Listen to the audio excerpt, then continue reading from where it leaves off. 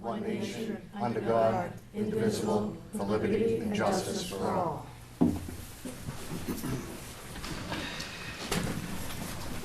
Hi, everyone. Hi. Hello. Okay.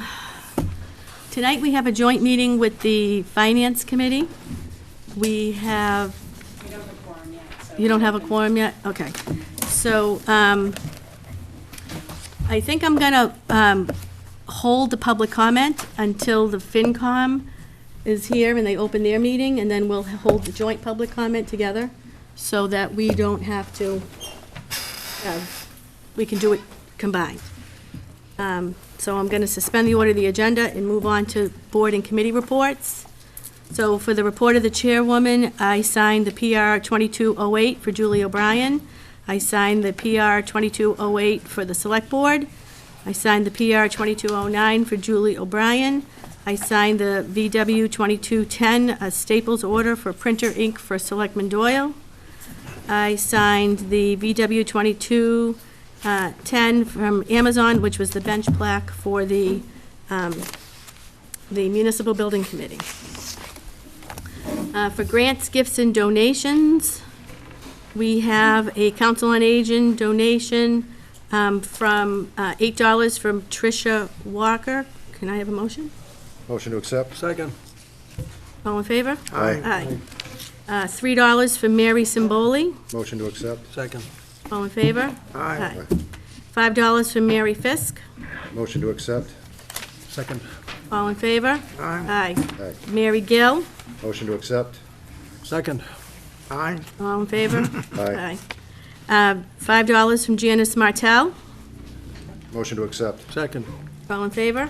Aye. $5 from June Brogan. Motion to accept? Second. All in favor? Aye. $500 from the Central Congregational Church. Motion to accept? Second. All in favor? Aye. $20 from Ginny Nichols. Motion to accept? Second. All in favor? Aye. $25 from Eleanor Taylor. Motion to accept? Second. All in favor? Aye. $15 as anonymous. Motion to accept? Second. All in favor? Aye. Aye.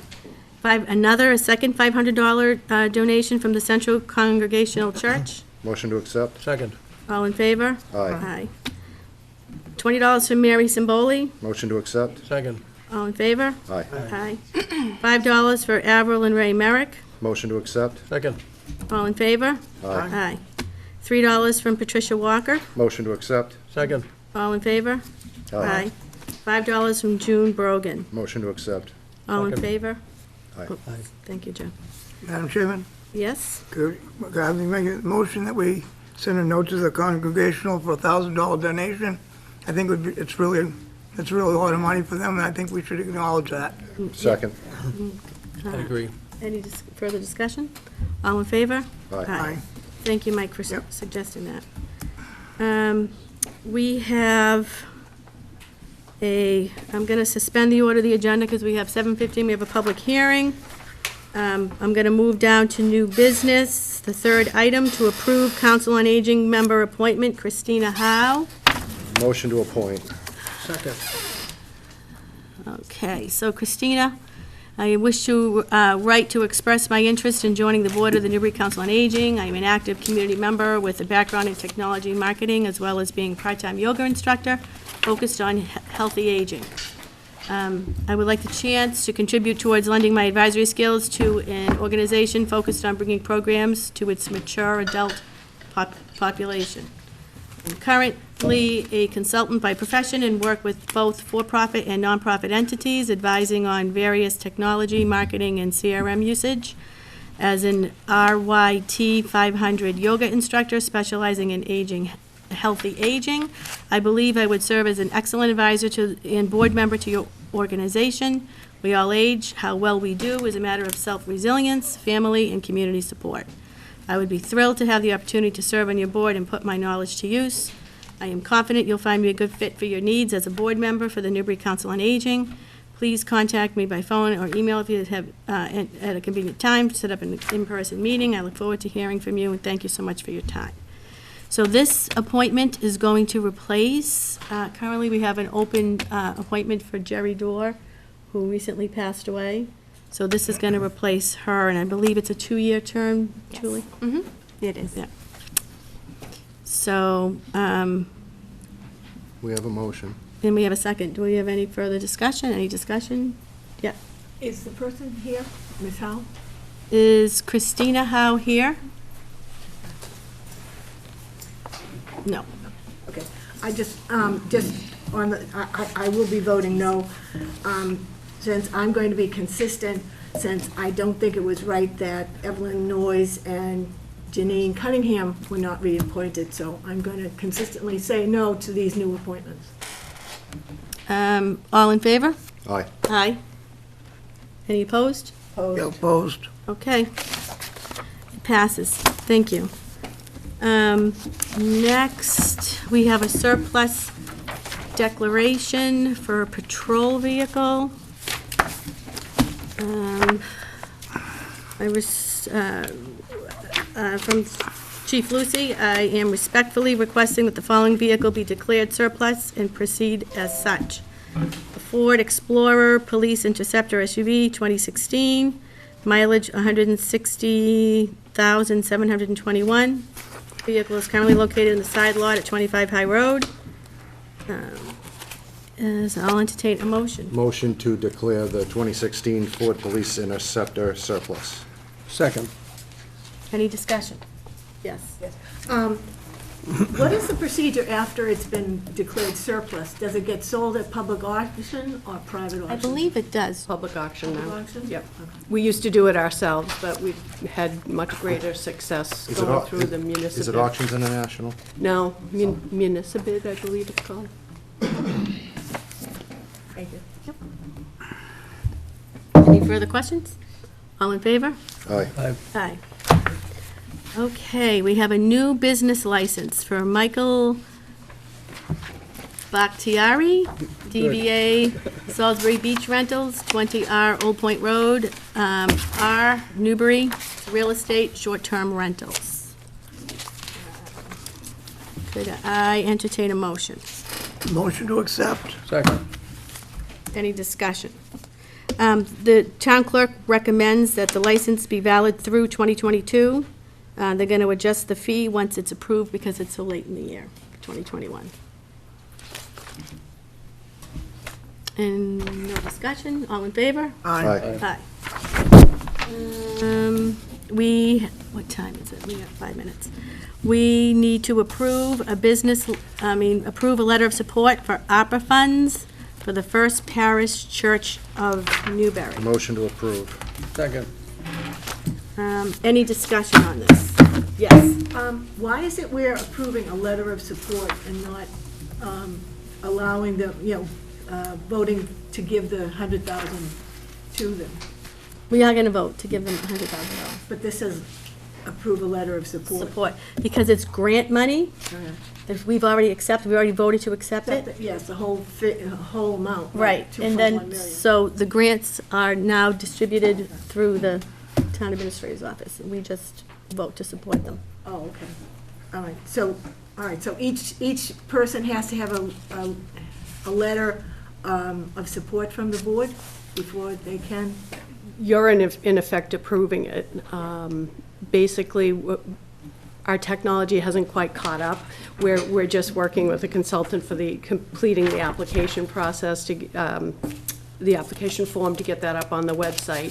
So she wrote a letter explaining it, and in that letter, she addresses all the criteria that you're going to see in our application once it goes up. You're the approving authority, so none of that money is going to get spent without the board's approval. So we will revisit it again then? Not if you approve it this evening. Okay, Yeah. all right. Thank you. Any further questions? All in favor? Aye. Aye. Okay. We have approve a letter of recognition for Eagle Scout Skyler Patterson of Rowley. Now, this is kind of interesting because he's from Rowley, so I asked, I believe we've We've done it quite a bit. Jeff, can you explain why? Well, I mean, we've always worked well with George back and forth over the years, and if there's another reason, I don't know. Is there another reason? I think it's because, Tracy, do you want to speak to this? Being the proud mother of an Eagle Scout, who just got one. Been a while. Yeah, I'd actually be asking for a letter from you guys That's as so well. funny. I think the recognition from the surrounding communities just is an added bonus for, Good idea. Good idea. yeah, and we've historically voted approval for All the surrounding. Just, what did he do? In the packet, there's no indication what his you know, Oh, his project project was? Yeah, and I was curious. I don't know what his project was. He didn't, that's the letter we received, that's all the information it provided. There wasn't any I know when they've come up specifics. through Newberry, Right, we we approve the always know, projects, yeah. yeah. A lot of times, I was a past assistant scoutmaster, and both my kids, everyone's heard, were Eagles. And George has been in Rowley forever. So we've always worked with George when he sent us a request, when he's, you know, with the honor of an Eagle Scout, and we always send him a little letter. Like, as long as I can remember, he's been a scoutmaster. Right. So- I just think if the letter would be more meaningful if we could congratulate him on the What he did. specific project. Well, I think we can just congratulate him on becoming the Eagle Scout, because that's like an 18, I don't know, 15, 16, how many years? does It's it an take you? increasingly rare achievement for young people nowadays. With everything else that's going on. Yep. With the Girl Scouts, it's the gold star, is that what they get with the gold star? I don't know. Something like that for the Girl Scouts. Yeah, it's quite an accomplishment. Okay, all in favor? Aye. Aye. I don't think we did you do, I don't remember a motion. Someone, Okay, so, Motion to approve. Second, motion to send a letter Of recognition. of recognition. motion made.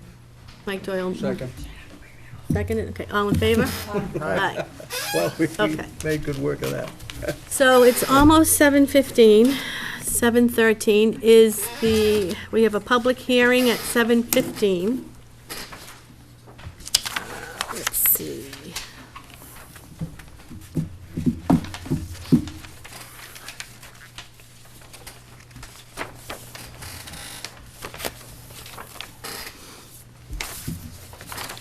Do you have the legal notice? Yep. We want to wait, I think we should wait 2 minutes. Is Bud here? Who's going to, is it? Jason Oh, disappeared. Jason, there you are. Okay, as long as you're queued up, we're going to wait for him to open. We're just gonna wait 1 We're minute. going to wait one more minute.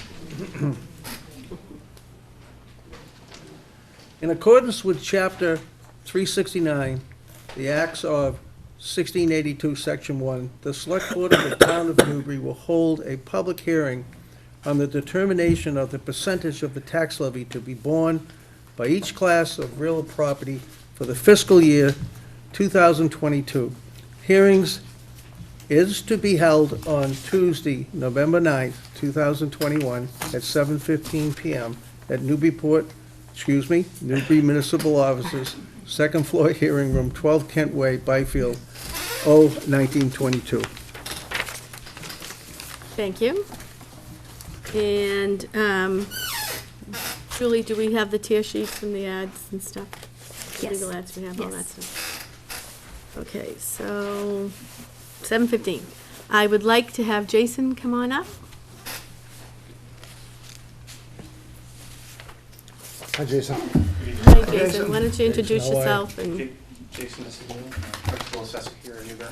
thank you. Got to meet everybody last year on Zoom, this is my first year in person. Well, welcome to our little room. You look much better in person. It's usually not the case, right? That's what they say about me. So I'm assuming everybody received the tax rate analysis report that I sent last week. Okay. Yes. And I'm just going to give a quick, rundown of a couple highlighted areas on that and be open for any discussion. Stop me at any point or just ask me any questions at the end, okay? Mm-hmm. Great. So for fiscal '22, the purpose of this hearing here is, as you read in the legal notice, but also for the Select Board to determine the allocation of property taxes to be borne on the 4 classes of real property and personal property for this fiscal year. In deciding the allocation, the Select Board must adopt a residential factor. The residential factor is used to determine the percentage of tax levy that is applied to each class of real and personal property.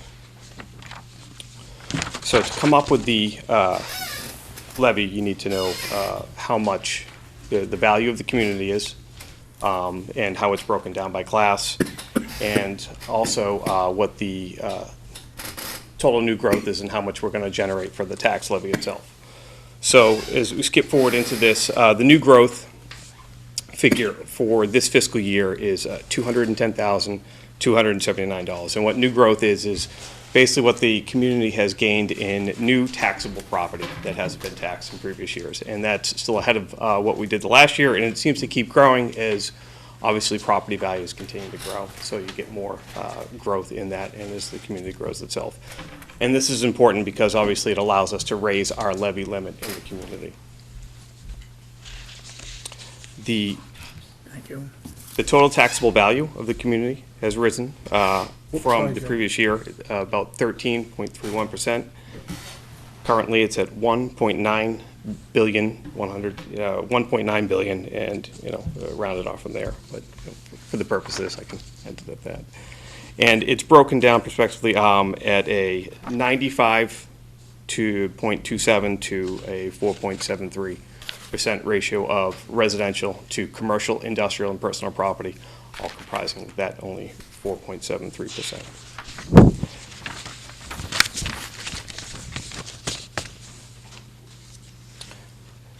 The tax levy is calculated on the following chart, or the chart that you would see on page 5, and what that does is it takes the last year's levy plus 2.5%. Any new growth that we might have gives you the new levy limit. On top of that, you're allowed to add debt exclusions and come up with a maximum allowable levy of $18,618,000, and we're is keeping with previous years, taxing almost right up to the levy that we can, and giving us a levy capacity of about, let's say, $4,000. With these calculations, based on the value of all the taxable property in Newberry and the levy that is needed to be generated from the real and personal property taxes, I estimate a new tax rate of about $9.73. That's per thousand, down from last year's of $10.66. What the net is at is because we grew at about 13+%, and primarily mostly single families here in Newberry, the average bill is still going up. So that what that means is it's going up approximately $195, which is just over 3%.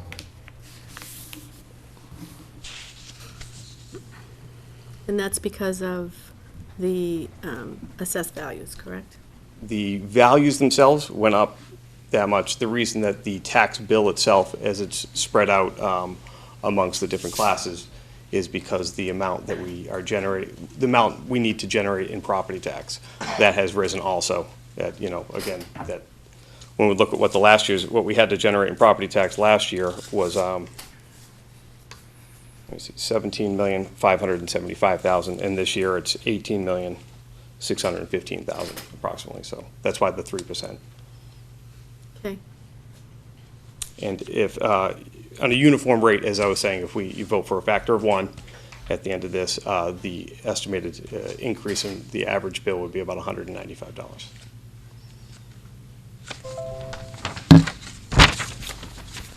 I want to break down for you the different scenarios that you could see if you chose to do anything other than a factor of 1, meaning that if you shift from trying to put a larger burden on the commercial, industrial, or personal property, what would happen to the average bill? And you can see that breakdown here. What happens is in order to save approximately approximately $32 on the average single-family home, the average commercial property would see an increase of about $638 because of their percentage in the makeup. Where I was saying that the 95.27 and the 4.75%. Because there's such a small percentage, if you try and shift a small percentage off the residential and onto the commercial, it's a much bigger burden. Yes, right. It's a small percent for us, it's a large percent for them.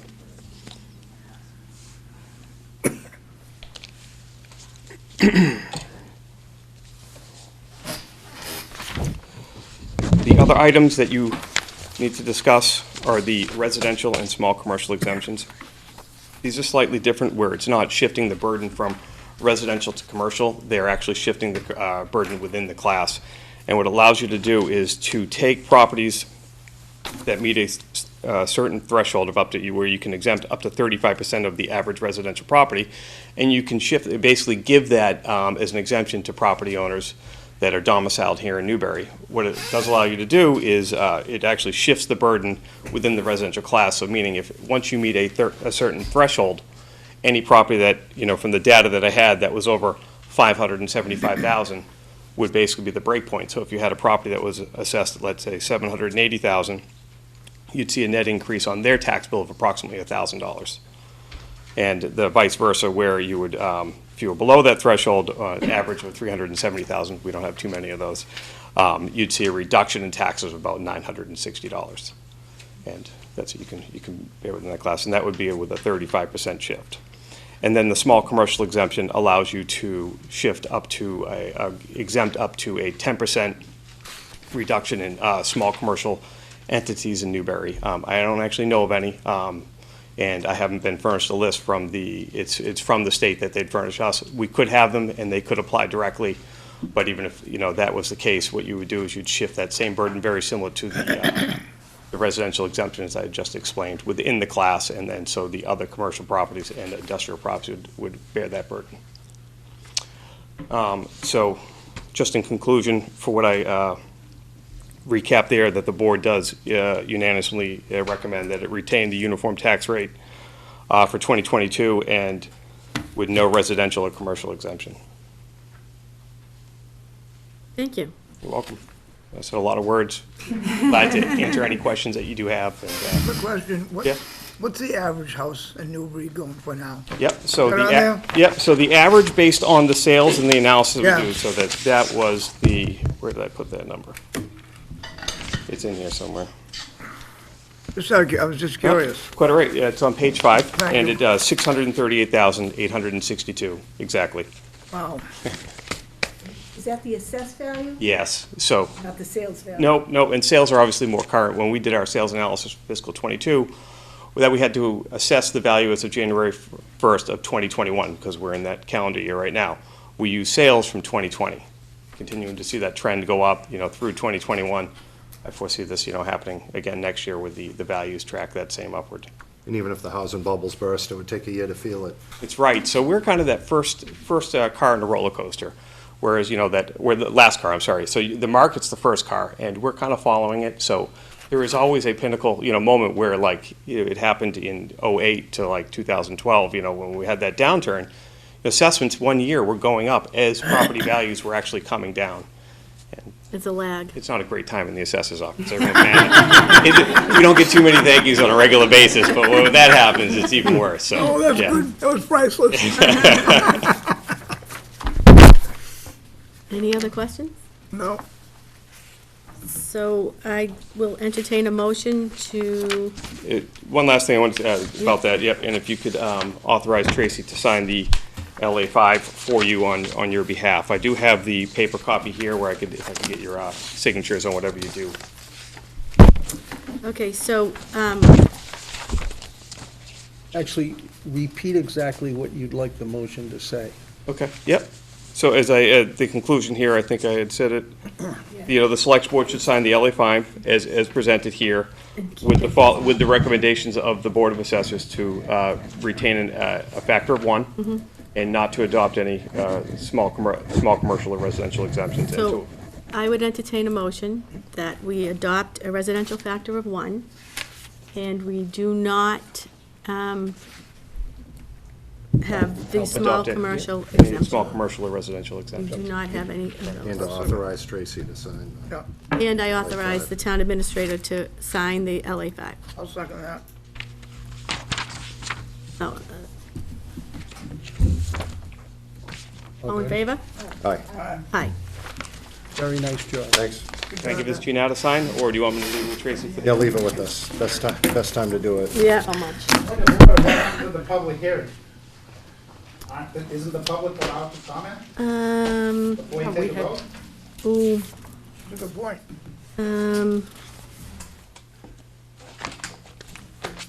So, yep, I missed that. That's my fault. I am going to move to reopen the public hearing to public comment. Make a motion to remove the vote until we'll hear from the public. Second. Okay, we're gonna reopen the public hearing. Okay, my apology. Let's make a motion to remove the vote before we hear from the public. I just I seconded know, it. but. well, I'm just- Okay, all in favor? All in favor? Aye. Aye. Okay. Thank you. Thank you. I'm so sorry. Dale, please come up and speak. My apologies. I have nothing to say, it was just a point of order. I mean, Oh, it's a public hearing, and you're absolutely the right. public allowed to be heard. Does anyone want to speak? And actually, I want to note for the record that we have not received any correspondence on this from the public. Is there anybody sitting in the audience that would like to speak? Nope. Okay, so now actually. Dale, it is in the template. We Yeah, just missed it. I just missed it. So, I'm going to move to close the public hearing. Motion to close the public hearing? Second. All in favor? Aye. Now I will entertain a motion to accept a residential factor of 1, have no exemptions for the, Small commercial. the small commercial, Yeah, please. and have the town administrator sign the LA5, is that what it Is is? that what you wanted? Did you hear that? It is correct. No commercial is, no small commercial or residential. All right, perfect. Yeah. I second that. Yep, All in favor? Michael second, yep. Aye. Aye. Thank you, Dale, and I do apologize. Thanks. Okay. Thank you.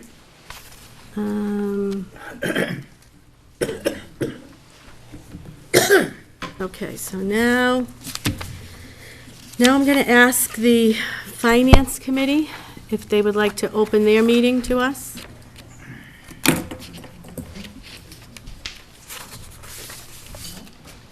We're going to, Eric Coles Jacobson opening the Town of Newberry's Finance Committee meeting.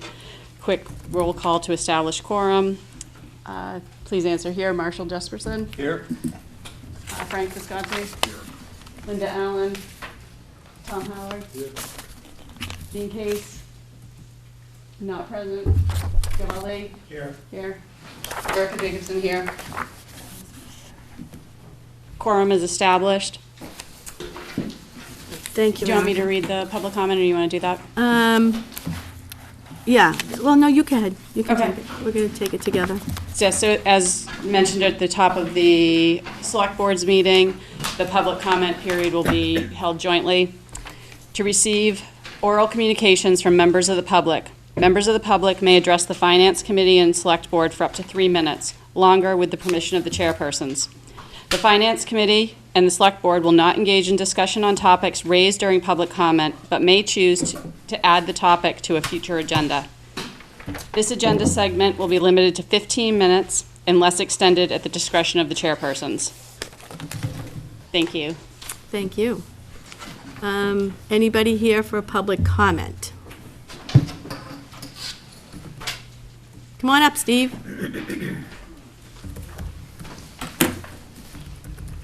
How are you? I'm very well. I hope you are too. Steve Mangian on 14th Street. This must be important, you wore your tie. I have a collection. Might be doing a yard sale. In coming up, I'm going to say something about the Plum Island bathrooms. And in saying that, I feel a little bit like, if you remember your Greek mythology, Tantalus, ever trying to push that rock up the hill. But my comments are about the reconstruction of the Plum Island bathroom. The decision to buy the property is long set in the past and is set in stone. However, I'm asking that the Select Board get involved in what's going on with the reconstruction of the property that we purchased. I think you all would be well advised to weigh in, since currently the plans that have gone to the state where this town is seeking a waiver from construction requirements is one where they want the variance so that the building does not need to go up on stilts or the walkways go up out of the floodway.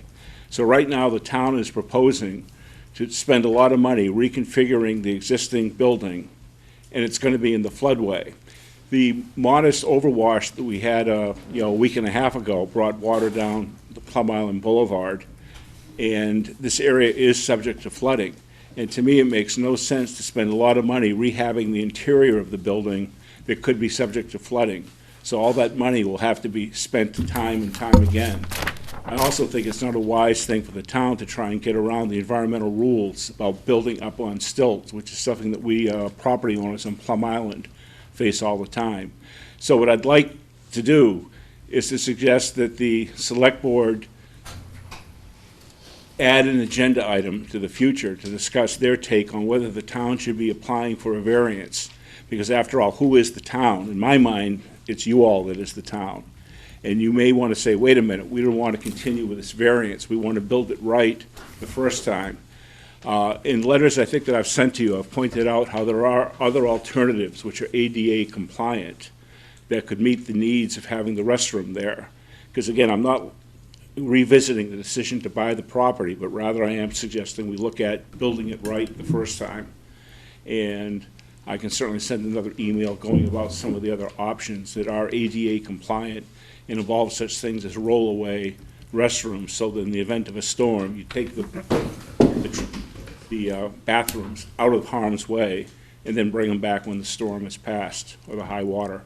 So please consider adding an agenda item for the future to discuss this, and consider whether you really want to pursue a variance, which I think you shouldn't do. I would appeal it myself, but right now the state's telling me I do not have standing to even go to the meeting where the proposal is going to be made to some board. So maybe I'll be able to tune in via Zoom, but they're saying, no, you can't issue any comments because you do not have standing. The town select board may well have standing. So with that, thank you. Thank you, Steve. Thanks. Thanks, Steve. Is there anyone else here who would like to speak tonight? Bill? Yes, Bill DeMaio, 12 Orchard Street, Byfield. I've heard a lot of people stand at this microphone and criticize that you folks need to listen to citizen concerns. So I decided to delve into that. I mean, you all have your own email address, private email address, townofnewbury.org, so any one of us can send you an email directly to you, okay?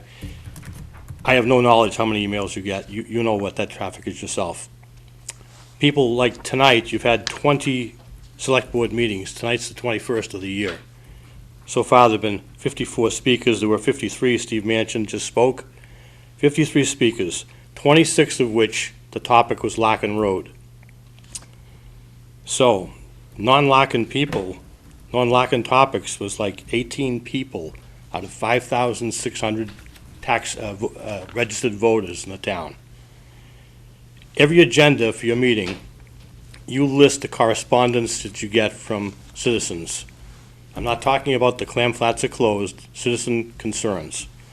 You got a total of 43 emails on your agendas. 18 of those were Larkin Road emails. 25 were non-Larkin Road emails. And you had some repeat, so that left like 17 people other than Larkin Road. 5 of which were Jack Rubicki, 2 for Dana Packer, and 1 for Jim Moran. So there's a small group that has half of those 17. You also had Zoom meetings last year, 2020. Damon Jesperson had the first one. 2 people signed into it, Leslie Matthews and Steve Manchin. Alicia, you had one person showed up, Leslie Matthews. Mike Doyle, 6 people called into you. Jack Rybicki, Higgins, Moran, me, Janine, Leslie Matthews again. Jeff, you had 6 people call into yours. Janine, me, Jim Moran, Noyes, Rybicki, Leslie Matthews again. Jerry, you had 6. Myself, Steve Mangin, Stewart, Cunningham, Rogers, and someone I didn't get their name. 21 people participated in your Zoom meetings. 16 of those people were repeats.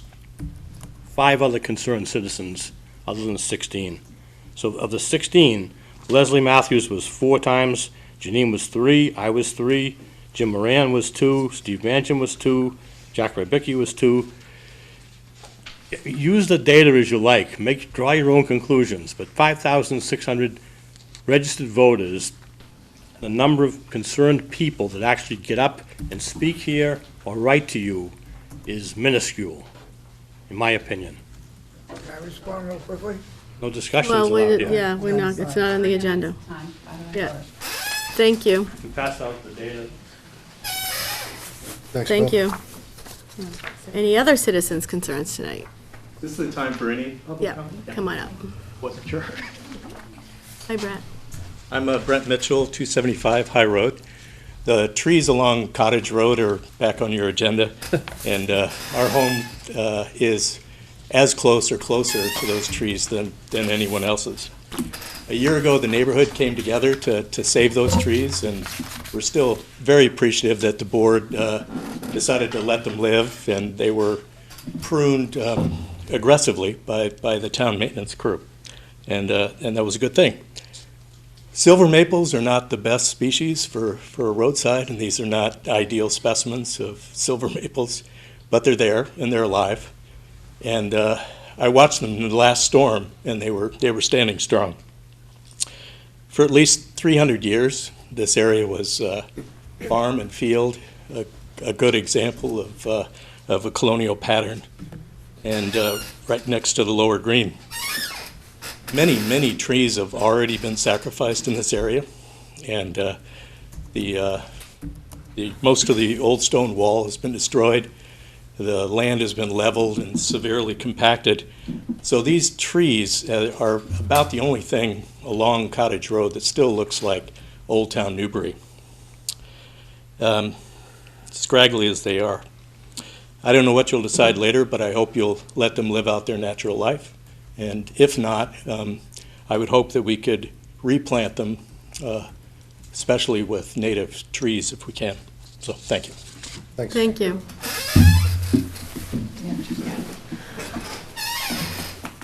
Anyone? Hi, how are you? My name is Sarah S. Ward, and I live on 12 Riverfront, Newberry. I just have a short piece I'd like to share. Yes. Speaking here tonight. And I am here tonight having witnessed the cutting of the Cottage Road trees. A thriving forest. They were great oaks and maples and conifers and more, a diverse forest. We are at a critical time with climate change. We need forests to mitigate the carbon dioxide. We recognize trees are carbon sinks for the very air we breathe on this planet.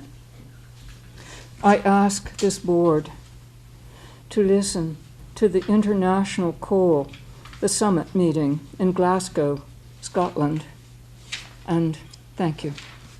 Thank you. Thank you, Sarah. Good evening. Jessica Brown, 275 High Road, and I'll build on some of the comments that have already been made. It's been a little over a year since we met to discuss the Cottage Road trees, and at that time I joined many Cottage Road neighbors who were deeply concerned and spoke to you and to the tree warden, voicing their concerns about the trees along Cottage Road. All of them, the 5 that in question, sit along a strip of land that was heritage agricultural land and is now the site of a long and ongoing construction project. And I'm here tonight not so much about a particular tree, but I just want the town to understand that we are paying attention to what happens to the trees on Cottage Road, all of them. In my letter of last August, I wrote about how these trees are part of the heritage landscape, if only a fragment at this point. And I reminded the board of their important role in the water cycle in our neighborhood, in providing wildlife habitat and shade, and of course their scenic value along the rock wall. And I stressed their importance to our neighborhood as the slender remaining ecological and functional buffer that we had between the impacts of the construction property taking place on the land and Cottage Road itself. That was from the roots that helped to stabilize the soil during that period to the leaves that filtered the dust that was stirred up quite regularly during an extended phase of the construction project. And I noted that the mature trees have roots that are very powerful in their water retention capacity, and this is really important in helping to mitigate the water flow and reduce potential flooding on Cottage Road and Riverfront Road. And that issue of flooding came up last year because there had just been flooding on Riverfront Road, and it was raised again in a comment that you have received, and I expect somebody from the board will be reading from our neighbor Irene Matunik on Riverfront Road, who described in her comment her concerns about flooding, and I trust that message from Irene will be shared tonight. So at that meeting, as Brent said, you all agreed to let the trees stand and to also provide care and pruning to really sustain the health of these mature trees, and that was done. But at the same time, these trees also, and this one in particular, were subject to a great deal of stress due to the fact that the developer of the property piled rocks and other materials on their root zone. This issue was brought to the attention of the Select Board and to the attention of the tree warden. A visit was made, the material was removed for a while. But the material was soon back along with heavy equipment that was stored there for extended periods.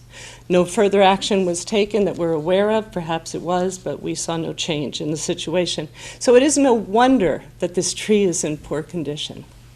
If the decision is ultimately made to take down the tree, the issue, as Brent has raised and others have raised, of planting a new tree in its place will have to be addressed. And I guess the question I have for you is, should the town pay for this when it was the developer's actions that have caused such harm? And I do hope that the Board of Selectmen will take that question into consideration when making the decision about this tree and about the other trees on Cottage Road. Thank you. Thank you. Thank you. Come on up.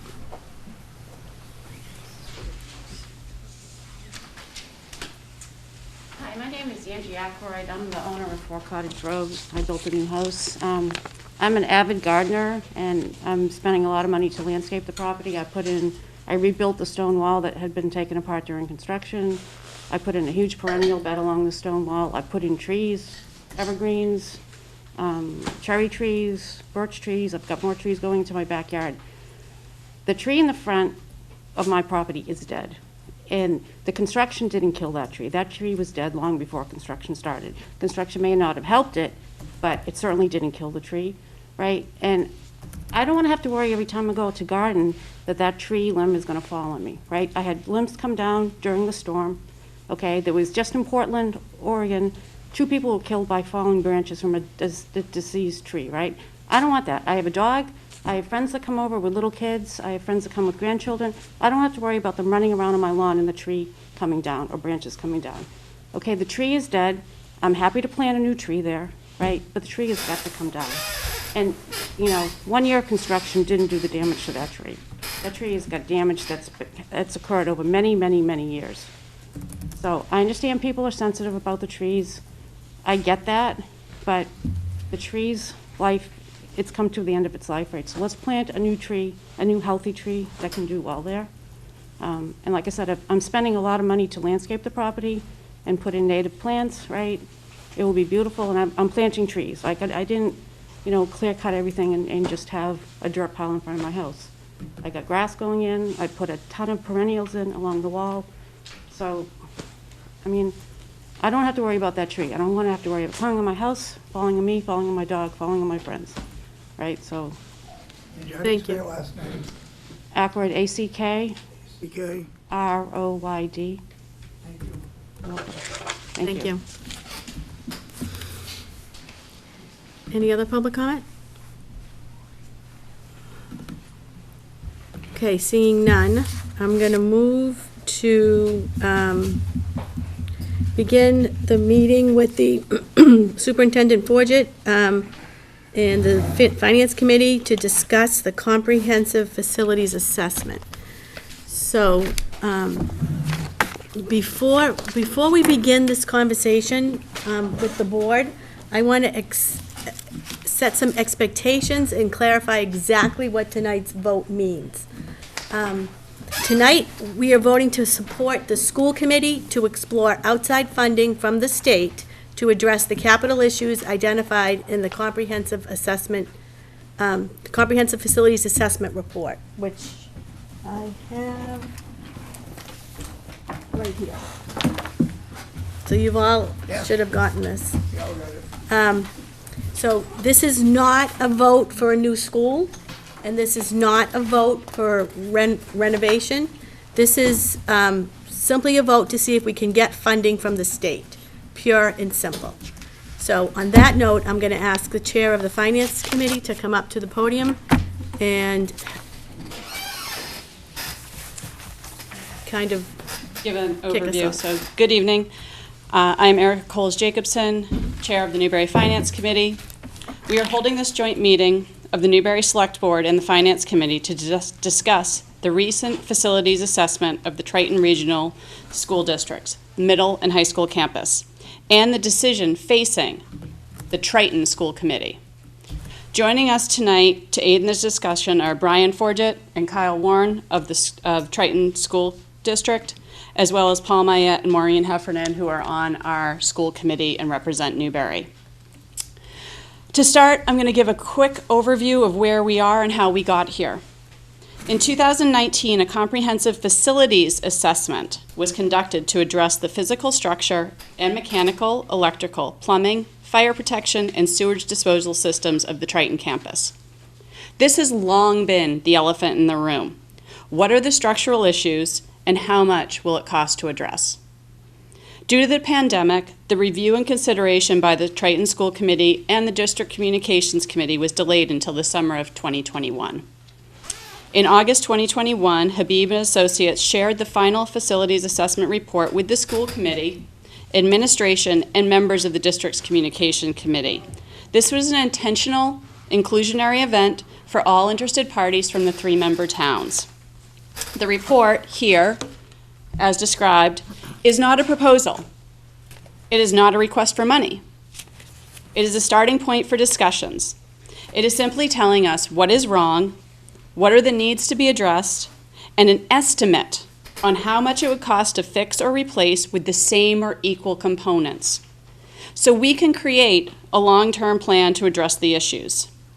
And the we in that is very important. That is representatives of the 3 towns that make up the Triton Regional School District. Since August, the group, the DCC, with representatives from all 3 towns and the administration, has met 2 more times in September and October and had a walkthrough of the campus. We've had discussions to best how to address these needs, including those that are most urgent and of the highest priority. There are many decisions ahead. The what and the how. Is it a piecemeal project, one after the other, one large comprehensive project? How does the district and member town proceed? Do we proceed on our own to finance it completely on the backs of the 3 towns? Or do we look to the Commonwealth of Massachusetts to help shoulder some of the burden? At the November 18th meeting of the District Communications Committee, the 3 towns are asked to weigh in and advise if the school committee should move forward with the first step to engage with the state. That being by submitting a statement of interest, an SOI, to the Massachusetts School Building Authority. This is an extended courtesy. They didn't have to come to the 3-member towns, but they have asked us, and we've taken them up on their offer to discuss it fully amongst the boards that down the line will have to make some other decisions as well. To boil it down, there are 2 paths with the Mass School, so MSBA, which is the Massachusetts School Building Authority. There are 2 paths: the Accelerated Repair Program, or ARP, or the CORE program. The Accelerated Repair Program focuses on provides reimbursement only for the replacement of roofs, windows, doors, and/or boilers in existing school buildings. The CORE program offers a more extensive breadth of costs that are reimbursable through the CORE program, and the process is commensurately longer and more detailed. A handout The summary addressing the Triton Regional Campus Needs PDF was prepared by the Triton administration, has been publicly posted, and has also been distributed via their website to all parents and communications and people on the school district list. So that should be something everyone has seen and has. That gives the pros and cons of each. Tonight is an opportunity to discuss these in a cooperative manner amongst the boards. It's our responsibility to help find a path forward for Triton together. So we hope that at the end of this meeting, we can at least have a vote to show support, and everyone can vote in their own manner of whether or not they think the school committee should go ahead with a statement of interest. Non-binding, but time for us all to weigh in. So I'd like to turn it over to Brian to give a little bit of where we are, and then also open it up for questions. So, thank you. Thank you, Erica. Thanks, Erica. Thank you. Good evening, everyone. Thank you for having us.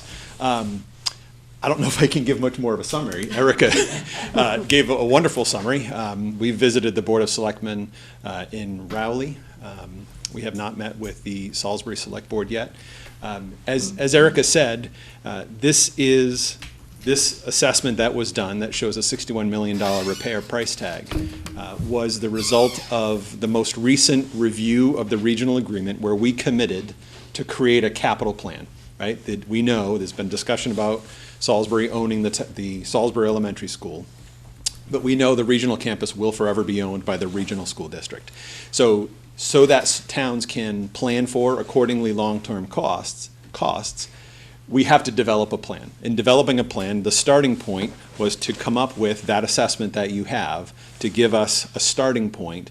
And as Erica said, it's repairing existing conditions to prior conditions. There are things that we would likely not choose to do again, like a field of concrete on the entry that we know is going to deteriorate quickly when we're salting it and plowing it all the time. So there are certainly costs that are assumed there that we likely wouldn't incur because we would do it differently in the future. However, the charge for Habib was give us a starting point so that we can start to make decisions. As Erica noted, our request is through the District Communications Committee which is representatives of each of the 3 select boards and finance committees or warrant advisory committees, school committee and administration, was if we can determine by November 18th, which is the next DCC meeting, whether or not the towns would support the statement of interest. Again, as Erica noted, it's the first step in the process. It is the only path forward for us to receive funding through the Massachusetts School Building Authority. It's a grant program. It is needs-based. It is competitive. It is not any type of entitlement program. So we can expect, most recently, Rowley completely redid the Pine Grove School. Many of you have seen that.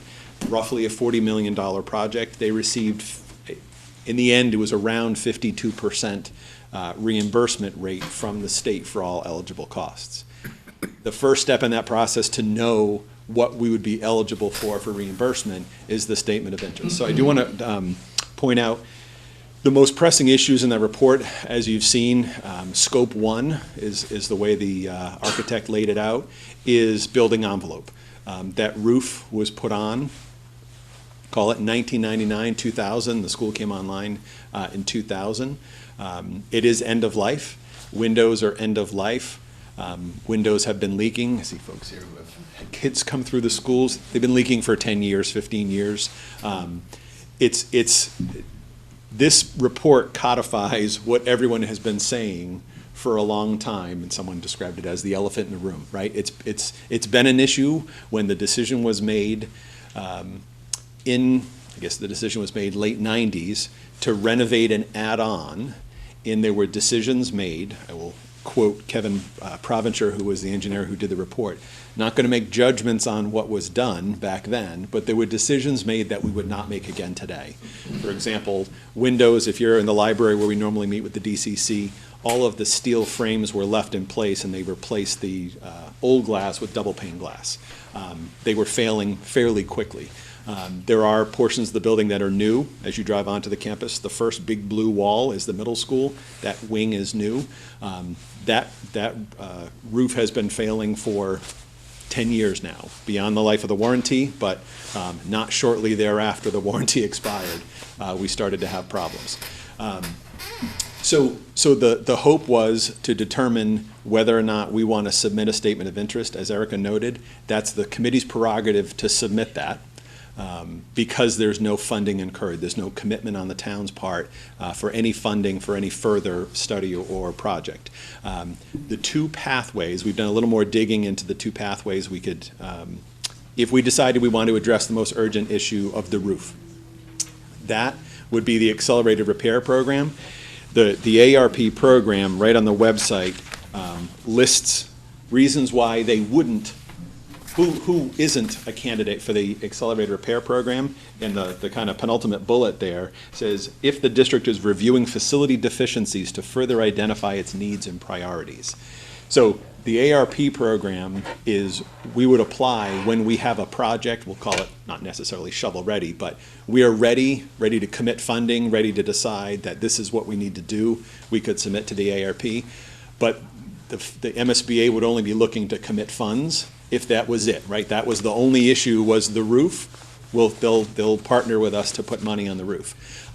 If we know we're gonna have to come back and do more work in the coming years, they see that as wasting money. And in the words of Jack McCarthy, who's the executive director, they're in the business of successful partnerships. They want to move forward with groups that they believe will be successful. So I don't believe the ARP is a path forward, so the determination is a statement of interest for the full core program. To be clear, what it is not, and I believe Erica said this, it is not a commitment to a project. It is not commitment. It's not a commitment to a renovation or an addition or a knockdown and rebuild. It's a statement to say, here are the needs of a 291,000 square foot building. We want to partner with you. We believe our needs are great enough that we want to partner with you to figure out how best to address those needs.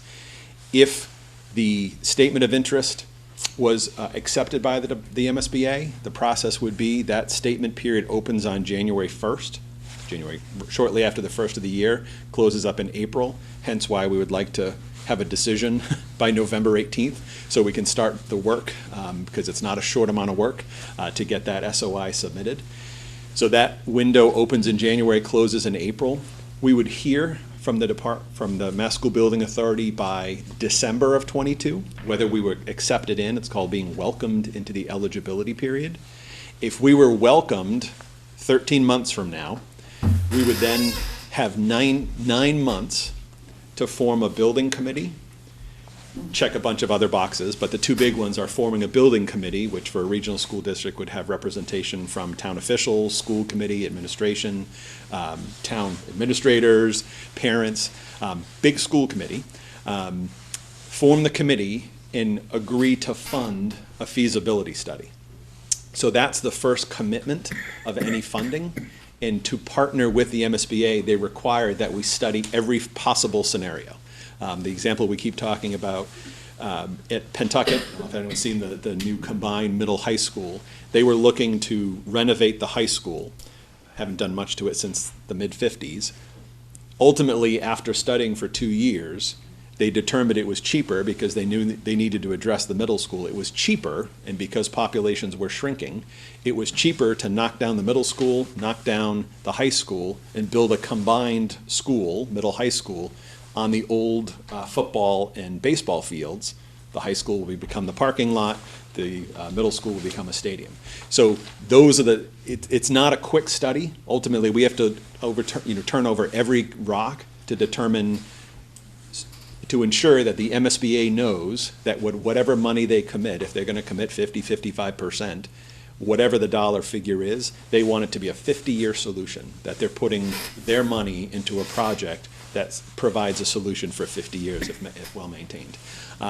So everything has to be studied, and so if that vote were to happen, so that would likely put us into sometime between January and September of '23, so likely a spring of '23 town meeting to fund a feasibility study.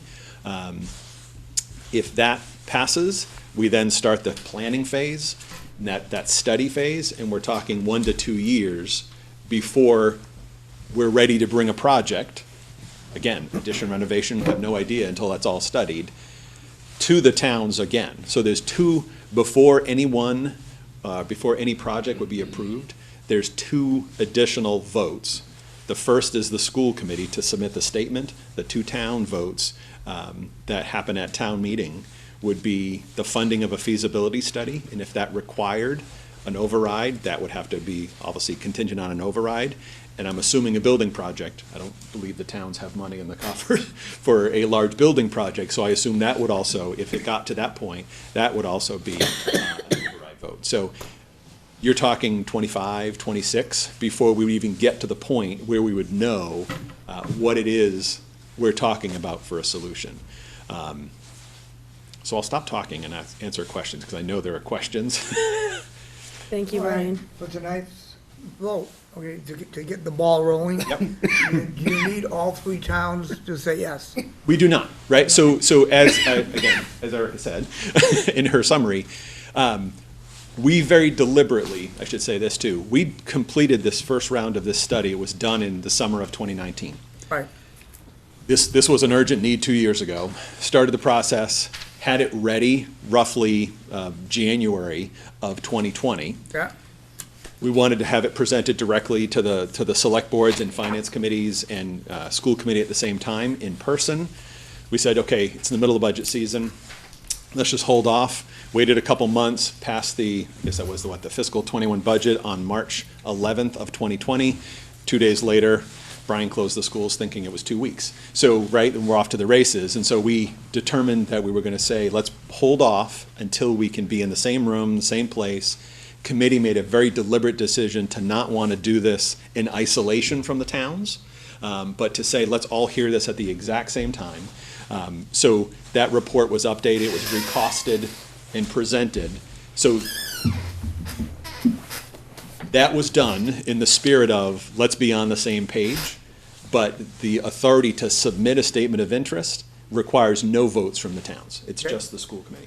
So to follow up the question, if we get the ball rolling and the state says yes, Yep.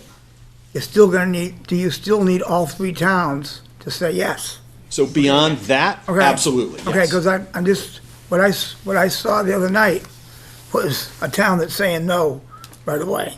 Okay, they don't even talk about it. Okay, so I'm just saying, it's like, it's just, we got a long road ahead of us, okay? So my question to you is, one of the things you said, that to do this, 50 years has to be, you know, it has to be for 50 years. Why the hell are we for the last 50 years? I mean, why is Triton in such terrible condition in 50 years? Why is it from Yeah. the last 50 years? Yeah, because of the fact that I never went to Triton, and we had a 50th reunion this week. Yeah. Okay? But I'm just saying, what's gonna happen different, that this 50 years is gonna be different from the last 50 years?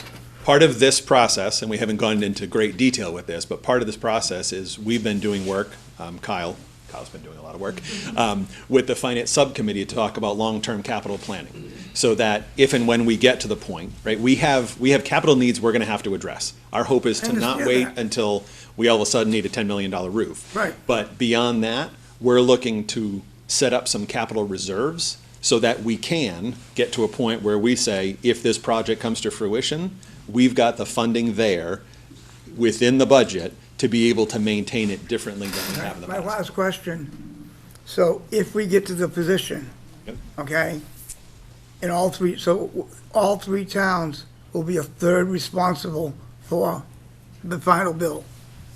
No, so the way it works is, it's approved by all three towns. Okay. And then a capital approval is, what was it, chapter 7116D, that's any one town can say no. Yep. So that, and then if it's a debt exclusion, that would cancel out the vote at town meeting, right? So if you don't have the money to fund it. All right. So feasibility is much smaller nut to crack. I Okay. think that's a much more viable project. When we get to the larger, the three towns have to approve it. Any one town can say no. And then the assessment is based on our regional agreement, which in essence, we've talked about an alternative assessment and all that, but we don't have any rolling averages or anything. So our capital and operating assessment is a portion based on the prior October 1 count. So currently, I don't have the exact in front of me, roughly 29% is Newberry, 39-ish% is Salisbury, and 32-ish% is Rowley. That's how this expense would be split. So that's how it would be. Every year, that changes, right? Right, So but we it's certainly, it's based on the It's formula. based on the formula of the assessment. yeah, the actual payment for, so the district would incur the debt, right, because the district owns the building. So the school committee could approve debt with a 2/3 vote, and then the towns have to unanimously, not a unanimous town meeting vote, but all 3 towns have to approve that. If that happens, then the 20, 25, 30-year debt is a portion each of the years you're assessed your portion based on the then enrollment percentage. I'll be honest with you, I was shocked in the 3 years since I've left, how much worse the building got. It's a disgrace. Yeah, there are, Yeah. and there are new sections of the building, right, that Right. way beyond warranty. It's it was horrifying. Yeah. So it's like, I feel bad for the teachers. Yeah. Okay, and I feel bad for the kids. Absolutely. Thank you, Mike. Yeah. Is there anyone else on the committee? Jerry? I had a similar thought as Selectman Doyle. I mean, how did we get here? 50 years ago, when we were building the high school initially, did we just get poor architects, poor builders? I mean, it just seems, and there are other schools, like the school I went to high school with, the building is, I think, from the 1940s. It doesn't look anything like that. Yeah. And the school where my husband went, I mean, the buildings are even older. Yeah. Well, how did we get here? I have not been here for 50 years, right, so I Right. can't Yeah, speak you don't back. look that old. Well, thank you, I appreciate that, Jerry. So the original construction is the original construction, right? That goes back to late 60s, came online in 71, 50 years ago, as Mike said. I think the bigger issue, so this, I've learned all this, it was poured in place, so that building was poured. It was literally, it's a giant slab of concrete and steel and brick. That structure is still in great shape. It's all the fit and finishes. So again, I don't want to stand here and say anything negative about decisions that were made in, late 90s when that renovation was done. But there were definitely cost-saving measures taken that we're now paying for today. There are, I can say, Kyle, in my office, the windows are original to 1970. And again, new glass was put in, but anytime it rains, sometimes I can create a little splash behind my desk. It is what it is. We've gotten used to it. We extract carpets a lot. We do mold testing, every once in a while. But it's been. Is it a result of not having a maintenance plan in place or a lack of funds to make basic repairs along the way, or basically like what got us here? And I mean, not to reiterate the same question, but I'm getting the feeling from Jerry and Mike and. People are listening. Yeah, how did we get, and it's a fair question, and none of the. Do you have a maintenance plan now? Do you? Yeah, and so actually, I can get the information. Salisbury requested the maintenance and repair costs as a percentage of the budget, so we have that back to, just pull that out of the system. So there is definitely maintenance, there's efforts being made. The repairs that need to be made are not small repairs, right? So all of the routine upkeep, when there's flooring that needs to be, so if you go down to meetings in the library. And I mean, I'm not trying to be fresh, but I mean, even I've noticed, I have a child in the school. Yeah. And I'll walk down a hallway and the same 4 tiles were missing when I was a senior in 1998. It's just little stuff like that. So- I'm just saying, as the public looks around, like me, I went there, I lived my whole life here, and I'm looking at the same damn clock that didn't work in 98. I'm looking at the rust streak that was there in 1998, and I'm looking at it like I could get on a ladder with the choboy and scrub that off, and it's probably all right for the year, probably have to do it next year. So, But- great, I'm glad you mentioned that. Just little stuff like that So, two sticks things. out. So, if you're coming down to the stairs to the library for a meeting, at the bottom of the stairs, the majority of those tiles look brand new, but there's already tiles missing that were replaced 2 years ago. So, the issue is water infiltration. So, try and chase it. I mean, try and chase a leak, you know what it's like, without doing a full roof repair and window replacement. We're forever chasing leaks. So Chris Walsh and the crew have done yeoman's work trying to figure that out. And so you can see places where there's tile replaced, and it's brand new tile, and there's already patches, and right in the main entry. Can't keep tiles down, you put them down, you glue them, they all but, I don't know how they try and get them down, and they pop up. The wall that you referenced in the middle school gym, and the other side is in the band room. So that was cleaned, how long ago? 3 weeks, or 3 months ago? So, yeah, it lasted a week. And on top of that, there was an $11,000 roof repair done to the skylights around the top of that. Thought, okay, maybe we finally got it. Had, power washing company come in and clean that thoroughly.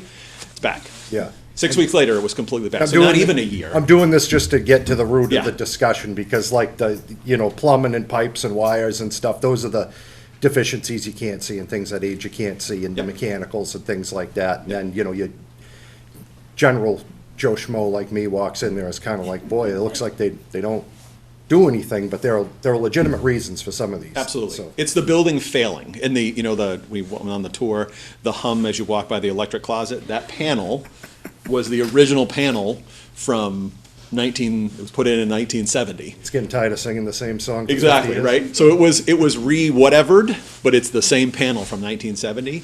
And you see the wattage and voltage coming in there. It's just, it's major system failures that can't be repaired. So we're now spending a lot of money, taxpayer money, to do repairs like that $11,000 roof repair that are basically null and void 4 weeks after we're spending the money. Brian, one of the things I'm really concerned about is mold. Okay, I know have they? We do, yep. Done a really extensive mold study? Because that's what I'm saying. We had mold in our police station. Yep. Okay? Yep. It was terrible. Yep.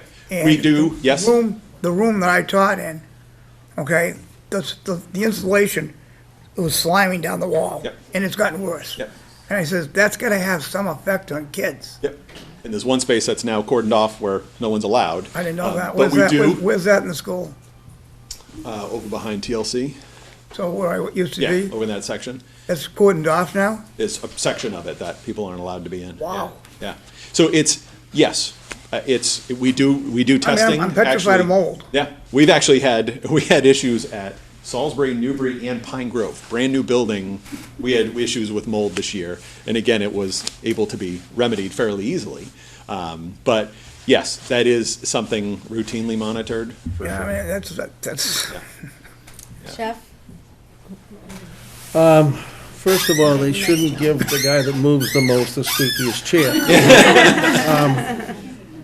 I mean, we all have to really look into the fact that flat roofs are trouble, no matter what, over time. I mean, we can look at the things that's happened to Triton. I wish I had the ability, Brian, to have a more clairvoyant understanding as to what, even though I read what was presented to me before, a lot of things have not reached their end of life. They're approaching their end of life. How close are they to that approaching their end of life? Is it 2 years, 3 years, 4 years? I mean, when we go forward with this, and I mean, a lot of this makes sense to me. As we go forward with this, we've got to be as specific for some of the folks as we can be. Absolutely. And certainly, if we enter into the MSBA, it's competitive. If that school rises to the top of like 10 schools out of all the schools that can be really bad in the state of Massachusetts, then we probably have a school that needs to be repaired. Yep. It's a big scope of work.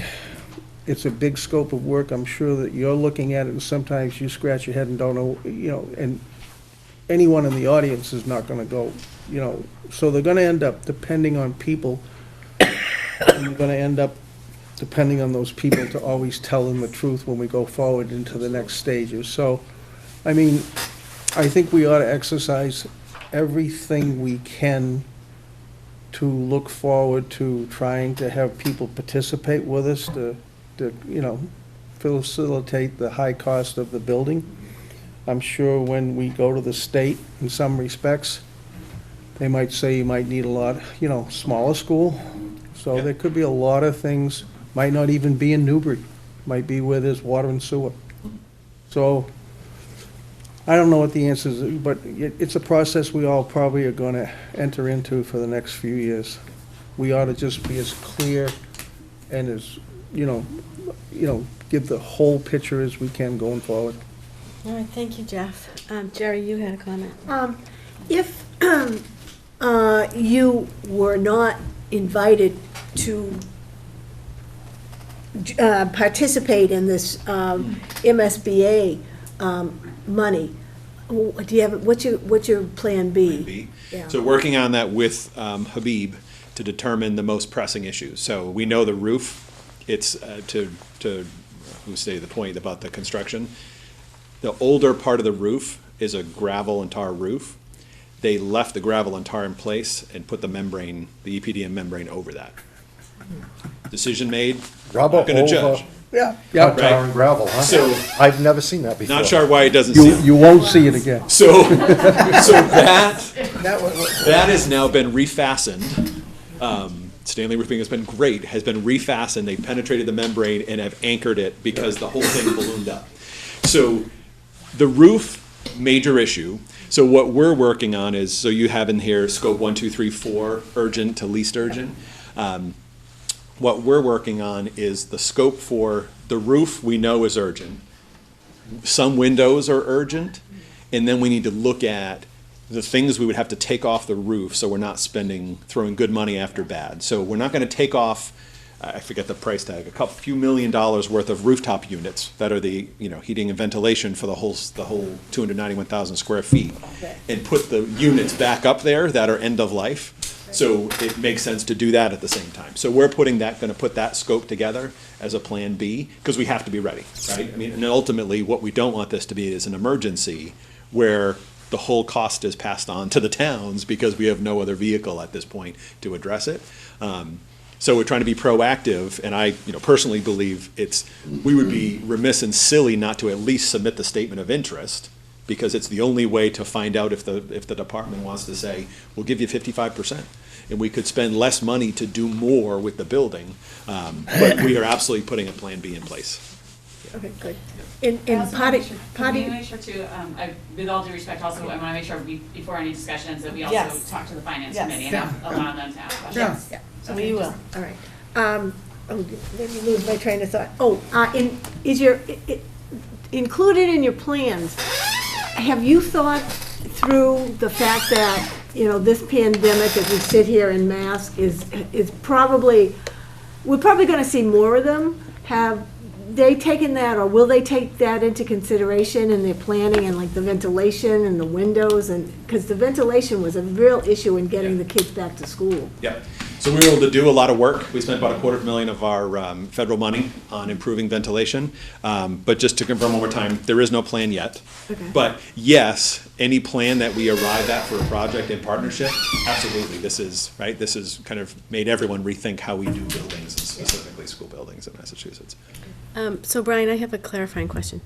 I'm hoping that the board's vote to support the school committee in this endeavor to submit this statement of interest. If for some reason it gets to the Massachusetts School Building Association and we don't get invited in this year, will we have to vote, the school committee can vote again to submit the following year? Most districts do not get in on their first try, right? That is the reality. It was 3 submissions for Pine Grove over an extended period of time. One was way early, and then another one that I was part of, and then another one 3 years later. So yes, it normally takes some time. The caveats are, you can't be doing both. You can't say, I want to do the accelerated repair and also a statement of interest, or also the core program, rather. But beyond that, they welcome you. Director McCarthy would stand here and say, assume you're not going to, and apply again next year, because it has everything to do with who comes out. It's competitive, so it's going to be there is no federal money in the program, so the entire program is one of the 6.25 pennies out of every dollar that comes out of the sales tax. That's how the MSBA is funded. So that is, unless something changes, there is no federal dollar going into that. So that is the vehicle to start the ball rolling. Okay, so it could be a few more years in the making rather than, Best case scenario, we're shoveling the ground in 26, Worst case scenario is possibly 29, 27. 28, 9. Worst case scenario, 45. I mean, we don't know. We can keep applying. Quick question. One of the things that, on our tour, when they mentioned rebuild, okay? Is there a site on the current site? Yeah. I have no idea. Yeah. That's what I'm saying. They will make us study that, absolutely. Because Jeff made a good point. Yeah. There might be a site with water and sewage in another town. Yep. Okay? And that's something, because I know the fields are wet. Yeah. Okay? Oh, yeah. This year was a bad year. Yeah, I can tell you that I don't believe in my walking around Right. there and sinking. I don't think there's a space big enough Oh, to yeah. house a building that, basically the building Right. becomes a parking Right. lot. I don't know, but we have to study everything. Right. And we're studying with an OPM and designers. This Right, isn't just us Jeff- doing some Jeff study. that's just really rung some bells with me, that I hadn't thought about. Yeah, okay, and so, if any building we would build would likely be smaller. Right. Because the population was roughly 1,700 when this Right. building was. Yeah, okay. And we're more like 1,000 on that campus right now. Thanks, Brian. so I Alicia. kind of want to bring this back around to Just supporting before we the get school the finance, committee. yeah. Yes, Just before we get to the finance, the tragic flaw of this too, at least for me, if we spend a long time, thinking about things, and we have a real catastrophe with a roof, Yeah. and we're into $7 million, now we're into repair. We don't have the ability to look at building a new building, because you're not gonna throw away $7 million. And likely in an emergency situation, we would not get any funding from the state for that. Right. You have to be ready to commit the funding. in And I'm not 2 months. advocating for building a new school. Yeah. I'm not advocating for repairing the school in total. I'm advocating for information, as much as I can get. that's what we need. Actually, I'm going to ask Erica now to pass it over to her committee for questions of Brian. Yes, are there members of the finance committee that have questions that wanted, I think we have to use this microphone, so we kind of have to. Anyone? Yeah, I just have a quick question. Sure. Can you really use the microphone? I think so, just for Yeah, the it needs to recording. come up. Frank, you'll have to pick that up. Yeah. First, it wasn't mentioned, but I'm assuming SOI, there are no costs associated with submitting an SOI. It's completely free. Yes. We are looking to use potentially some federal dollars from our ESSER funds. Okay. To actually, there are designers who help us write it really well. Okay. To say, make sure you say this, the Mass Building Authority is it's a board, and each of them have their things that they're interested in, so they know to say, make sure you focus on this area, so, but there is no town funding included now. Okay, great. Secondly was, in the event you are welcomed in, as the term was, Yeah. what then, I think you alluded to, feasibility study is require an override? Is that how that's funded? Well, We how is don't that know yet. funded? No, we don't know. We won't know yet. I think we were talking in round dollars. If we estimated 1.5 million was discussed, again, split between the 3 towns according to the agreement. So if we could say roughly 500,000, at the time of that, we would look to what do we have on hand, and it would probably require at minimum a vote of town meeting, because it would be moving money if it was out of free cash, or if it was out of something else. Or if it required an override, it would then require a town meeting and a debt exclusion if we needed to do that. But again, that would be in the time frame of somewhere in the January to September 23 at best case scenario. And that's reimbursable as well. So if we were at 55% reimbursement from the MSBA, and it was for ease, it was $1 million, the cost of the town is $450,000. Okay. Now, I think you alluded, the third question, I think you alluded briefly earlier to, you were sitting down with Review Associates to talk about Yes, I've read the document, they've prioritized, this is urgent, this is less urgent, it all has a ring of urgency to the whole thing. But my question about that was, is there a sort of a group, let's just say, subcommittee of some sort, that is deciding how to prioritize those things internally? In other words, you may not agree with their priorities, and we may come down, like everything else, to fighting about money. Yeah. And, yeah, and so is there a group that resides solely within the school system, or whether it be school committee or what have you, that says, yes, I agree with that, but no, I think we could put that off, or what have you? Yeah. Have you gotten there? So we have not gotten there. So that's again, from November 18th, if we're not going to go down the path of partnering with the MSBA, we need to talk Plan B for imminent needs, the roof. I don't think there's anyone that would debate that. But as far as all of the other things, if we're not going to be talking about a larger project, we would be developing a capital plan, and that capital plan would be developed, Kyle will be key in that, through the finance subcommittee of the school committee, with the school committee, and then that would be with the district communications committee in clarifying that, yeah. And so last question was, I understand just from what's been said tonight, ARP probably does not look to be a feasible route.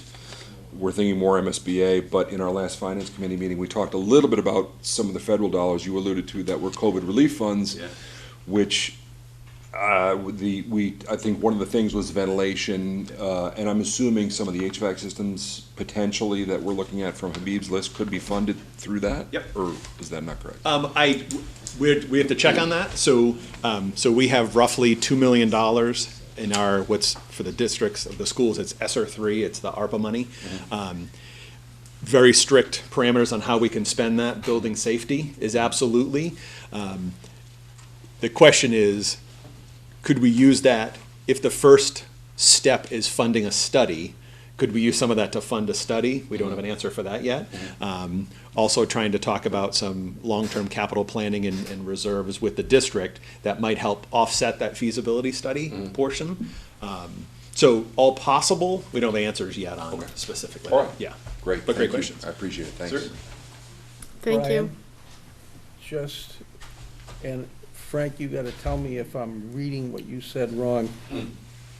I think, and I don't wanna say what Frank said, but what I got out of what Frank said is that 61 or $2 million as a figure or a number could change if there was a working group that prioritized things that were gonna be fixed and not fixed. Now, is that what you meant by that? It is. I mean, if you wanted to try and put it in big picture perspective, from everything that I've heard this evening, it has solidified what I thought earlier on, which is, this is a long equation. It's got a huge amount of variables in it. We don't know, honestly, we don't know what X equals on any single one of those variables yet, not one. We have one number to plug in, it's $63 million, and it came from an organization that did a study, and that's great. But that's not even a number that we can plug into that equation yet. There's so much due diligence and so much discovery that needs to happen before you can even start fighting amongst each other about which of the variables to go for and which not. I mean, there's a huge amount of work in this. A huge amount. Yes. I give you credit. Yeah. So the question is capital plan, and we're going to tackle this and do what you're saying, which is, yes, months and years of work to prioritize our priorities. Or if we're going to partner with the MSBA, you go down that path. Once you're enter into feasibility, that $1 million to $1.5 million is architects, engineers, and consultants that do that work and turn over literally. If it's 3 towns, they will make us study every corner, every possibility. Because that is not, like you're saying, that's not a project. No. It's a price tag to just replace what's there with brand new, and there's so much that we would just not replace.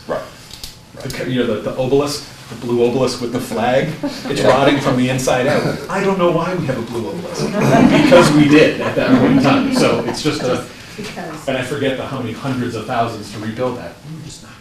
But that's gonna be a question that, we get asked in the field as selectmen, and I'm glad Frank actually asked that question. So. Yeah, there's no assumption of what the project will be by even committing to the feasibility study. you're committing to say, we want to do what's in the best interest of a long-term solution, the most cost-effective, with working with the towns in the state. I get it. I very much believe that we need that. We need to get to that feasibility study before, before Frank said, before we start arguing amongst ourselves on what to do next. I think we really need to be at that point before any of this can be, before we have the answers to that long equation. Exactly. And and when we're thinking about a 50-year history, I mean, you're talking first time, that we might even have shovels anywhere is we're at best case, are we looking at 25, 26. Even us, the youngest kids in this room, our kids are not going to be seeing this. We have to be thinking, and that's one of the things that I keep thinking of this isn't a short-term decision about next year's tax bill.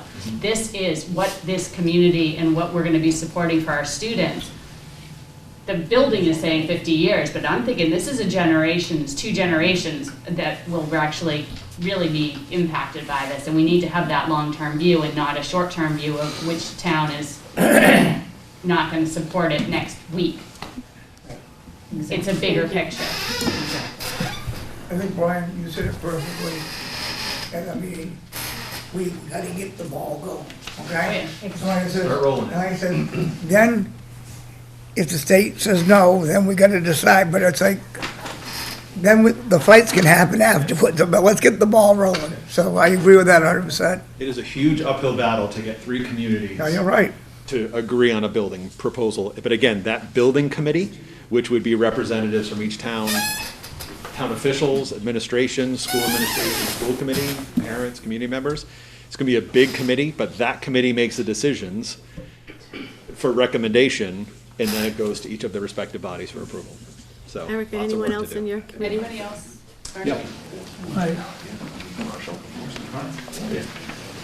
Good evening. This brings up more than the school building. This really brings up getting back to our delayed master plan and what is Newberry going to be. Because the school, the future of the town, how many children we're going to have, what we envision for the town has got to be worked in with this. Because if we're going for population that is decreasing and fewer kids, that's one thing. If we're going for a more family-friendly and some of the different items that would come out of the master plan, that's another piece as well. So I think what we have to do as a town is complete that project as well, because we're looking not only at one capital project, but we may be looking at a lot of capital projects going down the road. And so I think working together, we need to look at those as well as this. But yes, let's get the ball rolling, probably in a couple of different areas at the same time. Thank you. Thank you, Marshall. Thanks, Marshall. Anyone else from the Finance Committee? I'll share my personal statement from my belief on this as someone who's been now sat through a few meetings, a tour, also my own tour during the Triton open houses. I'm the parent of a junior. I firmly believe that our board and the select board should support the school committee in the application, submitting a statement of interest to the core program for the MSBA. Our 3 member towns cannot shoulder the cost burden alone.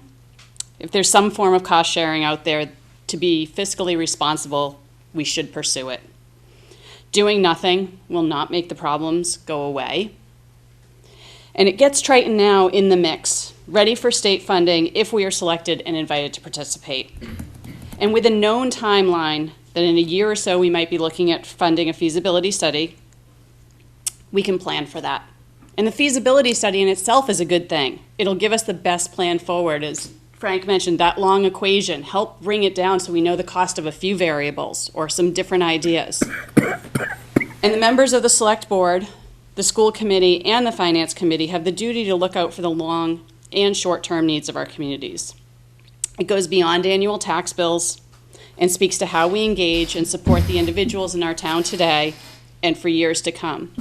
Marshall's mention of the master plan is perfect. I had no idea he was going to bring it up tonight, but he and I have the same thought on this, is that we owe it to the families and the students who are here today, those who will come in the future, and those that will be here long after we are gone. I won't be here to see 50 years of this school. None of us will be. Not me. So we need to be having that in our heads as we go forward, and that's where I would put my vote tonight. Thank you, Erica. Thank you. Alicia, one other thing just to add right on to the end of what Erica said. I think also if we were to not do that, then we wouldn't bring it to town meeting and give the people the choice of what they want to do. Well, that's where I wanted to reiterate once again that once the state comes back with their decision to welcome us in or to reapply, this discussion is going to continue, and it's going to continue, and it's going to continue. And that's the only way that we're going to determine the best path forward for Newberry and Triton. Ultimately, all three towns have to approve this project.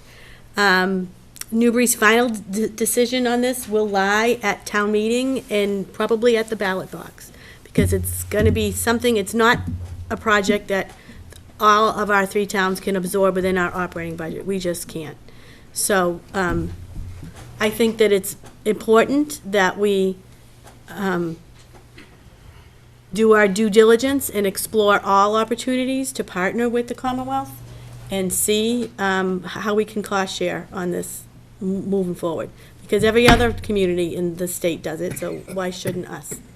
So And I think one more time, it's got to be really emphasized that it's not the board, that board, it's not the school, it's going to end up being the town's choice of how Yeah. they want to structure And what this they is do. to the beginning of building consensus. We have to start building consensus around what we want for the next 50 years, like Erica says. And the elementary schools have to start engaging in it because it's going to be ultimately their schools. So on that note, from my select board, I would entertain a motion to support the school committee in moving forward with a statement of interest, is that what it's called, Brian? Statement of interest with the Massachusetts School Building Authority. So moved. I'll make that motion if it's all second JRs. Okay, so I have a motion and a second. Do I have any discussion? Whereas this is a hallway with several doors at the end as opposed to one, it just makes a ton of sense. All in favor? Aye. Aye. That was unanimous. Erica, I'll pass it to you. I would entertain the same motion that Alicia put forth, that the Finance Committee vote to support the school committee in pursuing a statement of interest for the core program of the MSBA. So moved. Seconded? Any discussion? I'll take a vote. All in favor? Aye. Opposed? Nope. No. Unanimous. Thank you. Thank you. Erica, did you want to do any more business, or did you want to I close? think in the interest of time for this evening, if the Finance Committee, I'd like to make a motion that we forego the other items on our agenda, which was a review of minutes and a reserve fund transfer. It is not time sensitive. We can address it in December. Okay. Make a move to adjourn Move. Finance Committee meeting. Second. All in favor? Aye. All right, thank you, everyone. Thank you. Can we This is adjourn too? important. No. Not yet. We Just can take check. a break if Just- you need a no, break. just check. Is You need a Tim break? waiting? Quick break. Why don't we take a break? Zach could go Is Tim too. waiting Yeah. for us? Yeah, he's on the treatment. Yeah, all right. So, we'll move that next. Where's Tim? Should be able to go.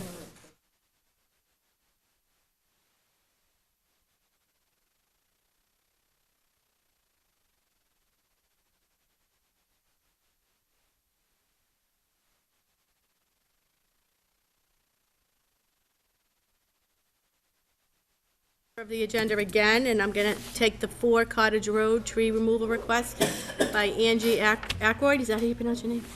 I'm going to take that next. Is there music on? Do I hear music? I think that was just like the, I think the heat or something just went on. Okay. You're hearing buzzing. Okay, so, We don't need any more heat. No, we don't need any more heat. so, sorry, I'm kind of going all over the place here for a minute. So So let me, where we jumping to next? we're going to go to 4 Cottage Road next. Which was how far down? Tree. Okay, the tree, so we have the tree warden here, Tim, and we have the owner. I'm gonna start by, reading Angie Ackroyd's. My name is, Or we just need tell to them leave be that door quiet. open. We need to Tell leave them that to be open. quiet But just, down can you there. ask them to be quiet? Just tell them to be quiet, please. Please and thank you. You can do it. But legally, we have to have that door open. So Angie wrote a letter, thank you very, very much. Angie wrote a letter to the Select Board. Hi, my name is Angie Ackroyd, and I reside at 4 Cottage Road. My home is nearing completion, and I have begun the landscaping on the lot. I've spoken with Tim Lamprey, who's the tree warden, regarding the dead tree at the entrance of my driveway, and I read the report prepared by Professional Environmental Services, LLC. I am fearful that the tree will come down in a storm and damage my home, vehicle, or potentially injure myself or my pet or people visiting me. Tim said I would have to seek board approval for the tree removal, so may I please be added to the agenda for the next selectmen's meeting. Thank you. So you were added the previous meeting, but we had a bad storm, and I see the trees all leaved through that storm, right? So you've now moved here. In our agenda items, in our packets, we have the original report done by, it was a peer-reviewed report. I believe Tim's recommendation, this is tree number 5.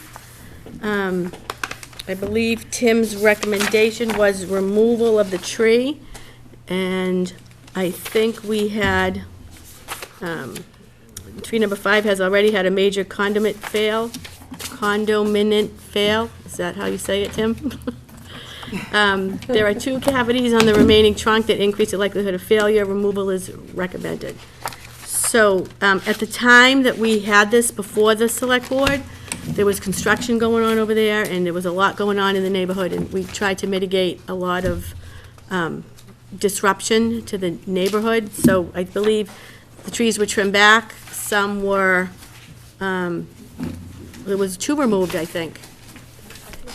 I We have removed them. 1. I have the minutes if you want to look at them. It was 1. 1, yeah, can I have those? Yeah. Thank you.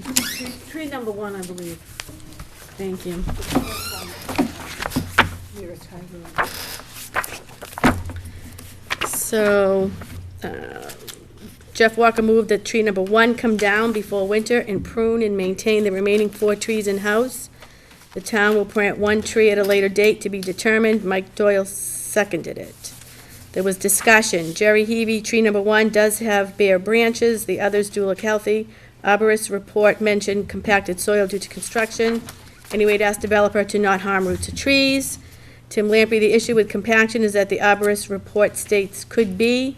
There is compaction going everywhere in town, going on everywhere in town by way of paving roads. My only concern about town maintaining trees is utility poles and wires close by. If DPW is not comfortable, then we would have to hire outside prevailing wage. Mr. Lamprey stated he likes to be proactive with any trees, preparing for events such as ice storms impacting power lines. Board needs to set parameters. A. Greco feels Mr. Lamprey's evaluation has been independent. There is 1 dead tree, tree number 1, which should come down. Town does have a tree fund, would like to see any tree that is removed replaced. Gerald Heavy, tree number 1 still has green growth, would pruning help? Tim Lamprey, vegetation does not mean much, does not mean tree is healthy. Michelle O'Gary stated her questions were answered. Jessica Brown appreciates the discussion and work put in, clarified that the school bus stop is not next to the trees in question. Brent Mitchell appreciates the time put in, stated is confused why town is only focusing on these trees and does not agree to replace the trees also if taken down. Ask the questions, why do we have a bucket truck if workers are uncomfortable using? Tim Lamprey first regarding the bus stop. The complaint was the tree was near the areas where kids wait for the bus. On the subject of other trees, we are addressing taking those trees down. First priorities, if a resident calls, I will go out, look, and then add on to the list of trees for public hearing. That's what I did on Cottage Road. Tree warden asked if persons, if they see trees in their neighborhood that have issues, to contact him.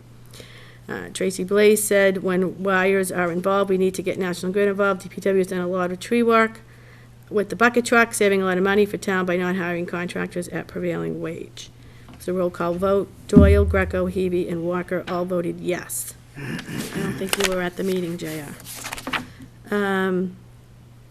Yeah. It was only Greco, Walker, Hebe, and Doyle present at that meeting.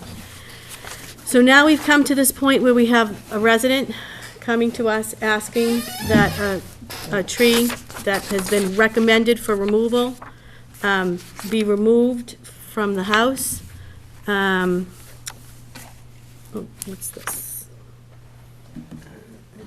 Oh, it's the same thing. Okay, sorry. Thank you, Julie. You're welcome.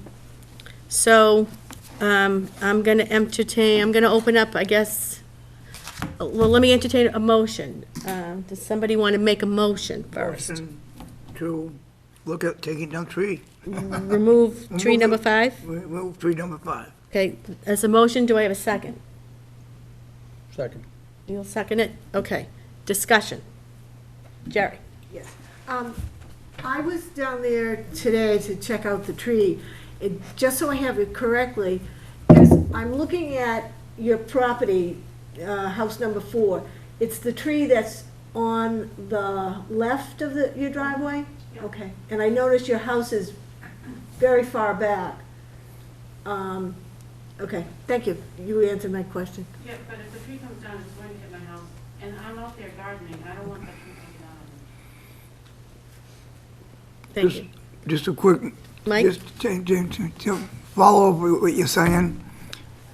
I've got a wind tunnel in my neighborhood now, and one of the biggest trees in the neighborhood, in the neighbor's yard, twisted almost 14 degrees and split.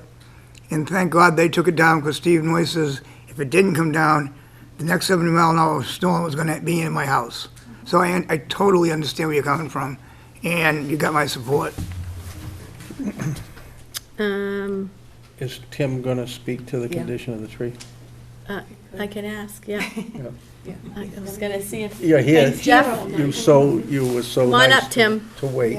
Yes, definitely. Because it is a little bit later than the last time you spoke, Tim. I think the question that comes to my mind is, the tree that is in front of your property, if you are looking at the whole row of trees, yours would be, what would now be the first tree that's there, or are you all the way down the far end? Tree number 5, Yeah. double trunk, and the next is dead, that's the tree. Okay, that's what I wanted to make sure of, so that we're not looking at a particular tree and saying, oh, this one should come down. Which one is it? So the trees were numbered, number 1 being at the very beginning of the old driveway that's there, and then Will this help you? working down 1 through 5. Will this help you? No, I just want to make sure that if we decide to take a tree down, let's take down the right tree. Right tree. Don't operate on the wrong leg. Yeah. They put a little dot on things now. Trees 5 and 4 are on each side of my driveway. I'm not asking for 4, right? 4 has got decay, but I'm not asking for that. I'm just asking 5 is very dead, right? And that's what I'm asking to have taken down.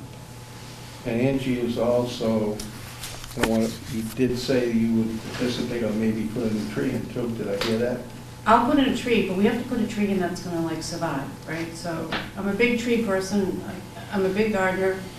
I had a beautiful garden in Newburyport, 2 houses, and this one will be the same. But let's put in a tree that's good for the road, good for power lines, right? So we're not running into the same problem in 20 years from now.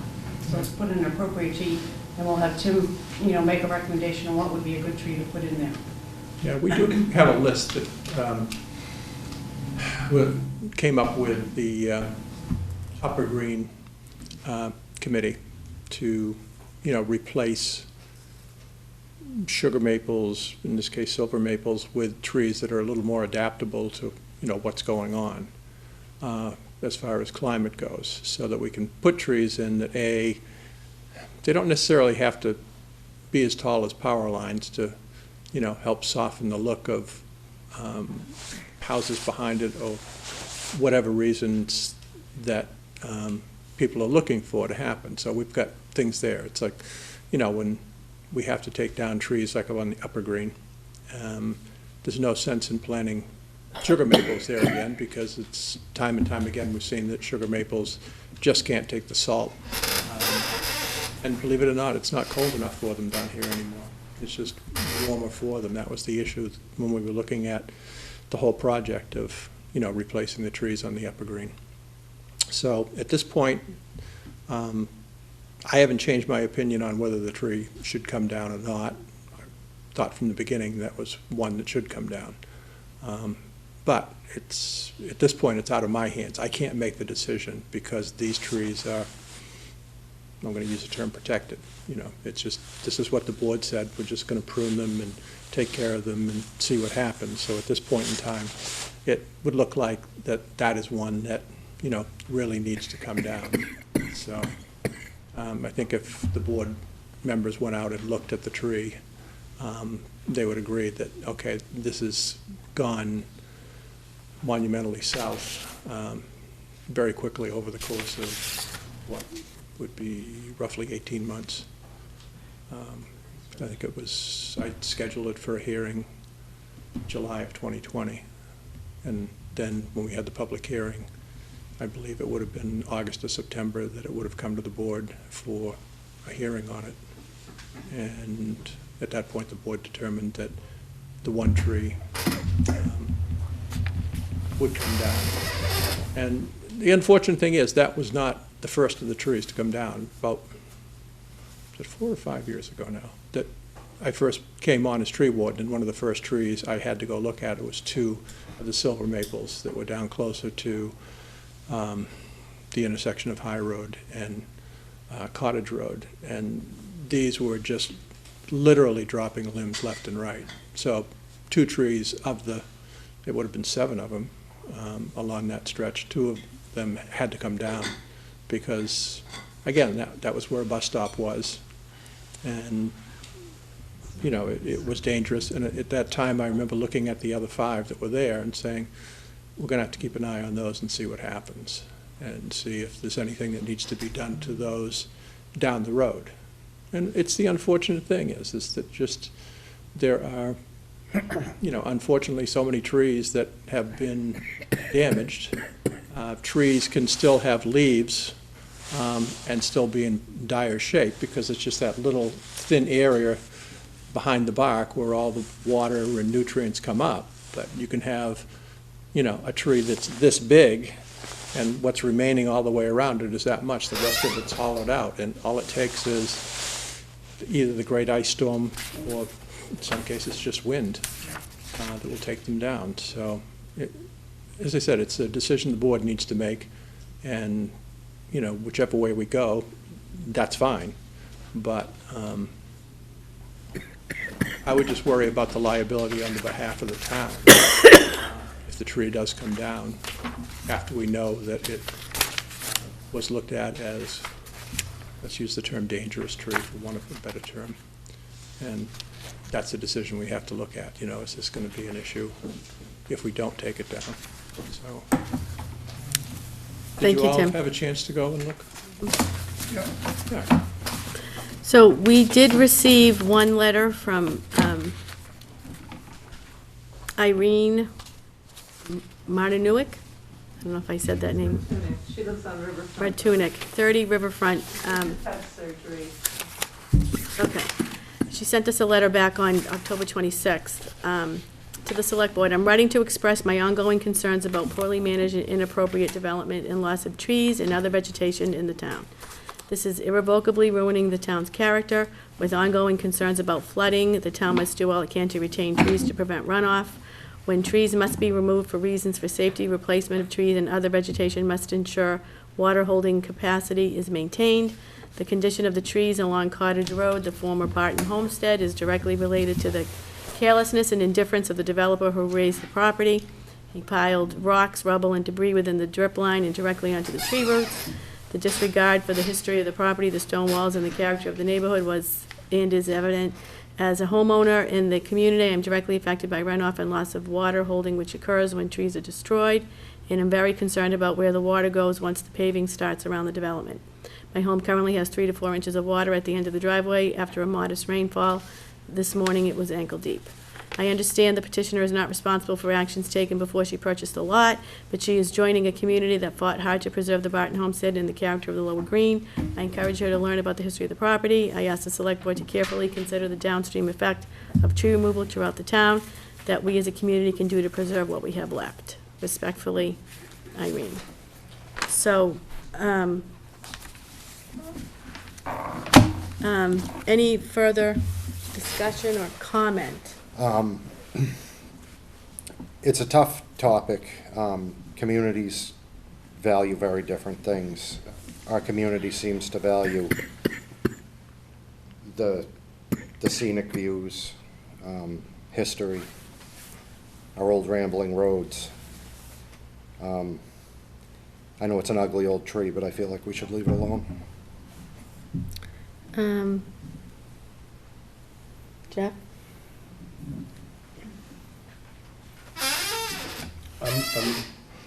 I'm fighting the fact that, Professional Environmental Services recommended that certain trees come down. I've known Tim Lamprey since he had his first garden center down towards Chain Bridge. And he's probably one of the most respectful people for keeping trees. And I'm having a real fight to respect some of the needs and thoughts of people in my community. But when our tree warden in our town is recommending we take a tree down, and it's a guy that I know is not cutting trees that don't need to be cut down, I mean, I would probably ask town council, what is our liability when your tree warden recommends you take a tree down? So I'm getting a little nerved up. Jerry, do you have any further thoughts? Well, I just, running through my head is the poem I had to memorize in grammar school by Joyce Kilmer, Only God Can Make a Tree. And I'm having a difficult time, and I guess, I like the tree, and with, global warming and all that, I mean, we really just can't cut down trees, and flooding and whatnot, I mean. So. Mike? I just, like I said, what Jeff said, I trust Tim impeccably. And if he says it comes down, I think it should come down, and I've been in her boat. And it's having a tree that can hit your house. It scares the living bejesus out of you. I really. So I agree with Tim. I agree with what it's granted. I don't want trees coming down, but if this one was targeted, yes, I think it should come down. Well,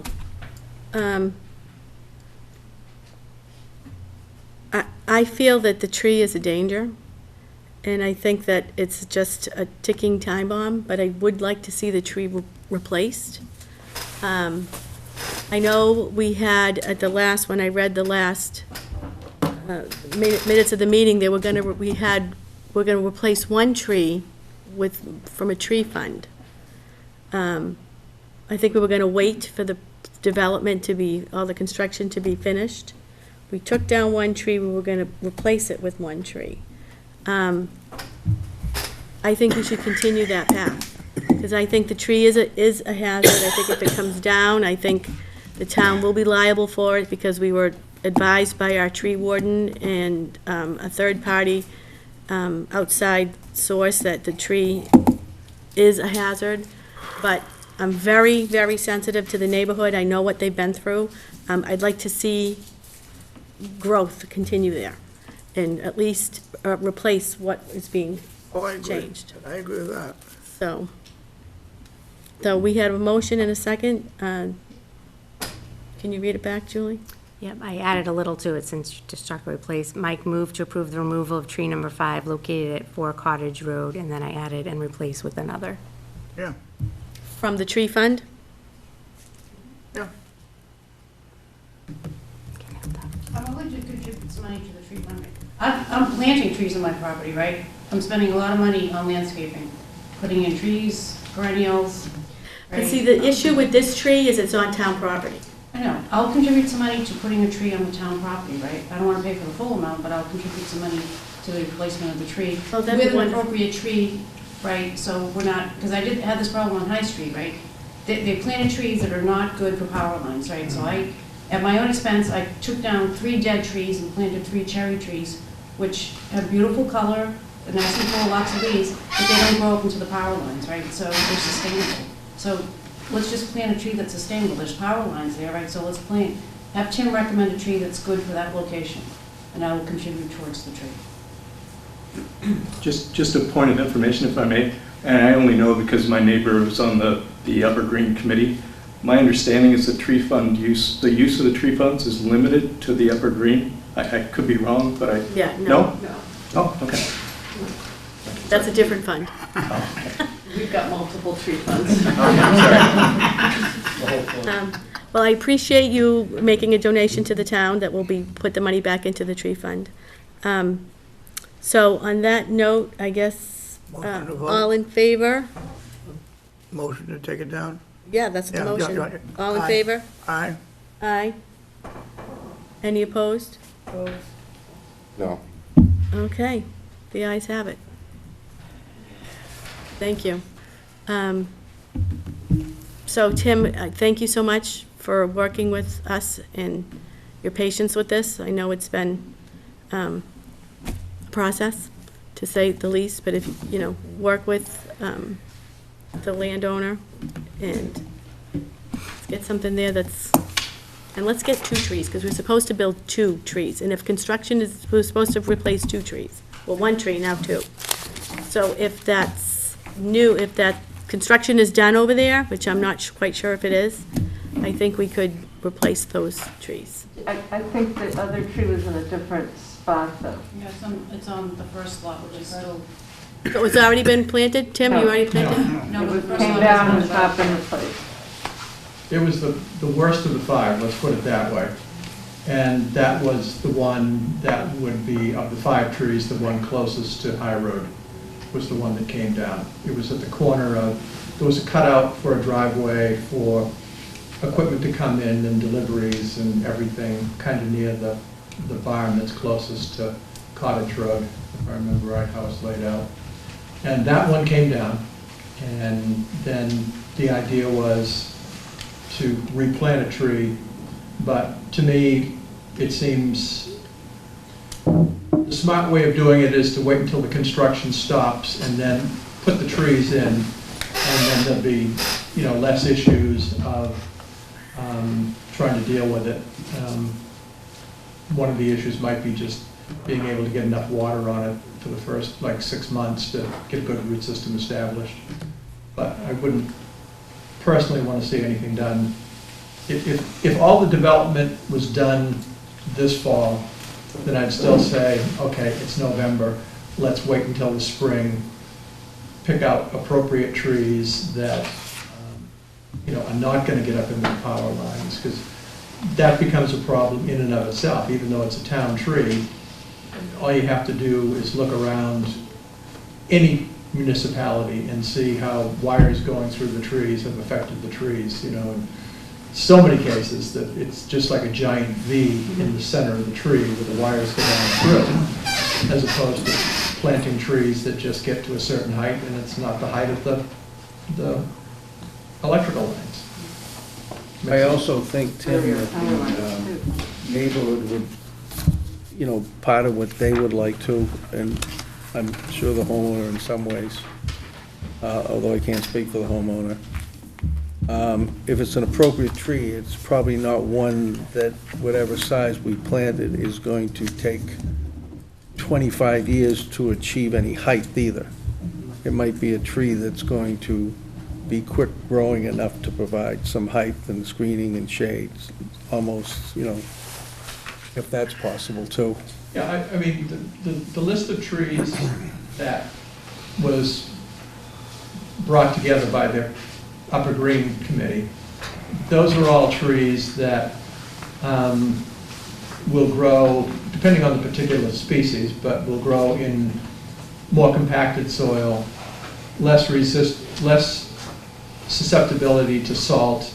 It was also a case of, especially on the Upper Green, to move it, in a little closer, pick up another 20 feet if we can, so that eventually as trees succumb over time and they have to come down, then plant another one, but bring it further in so that we're not back to this whole issue of damage from salt or whatever in the years to come.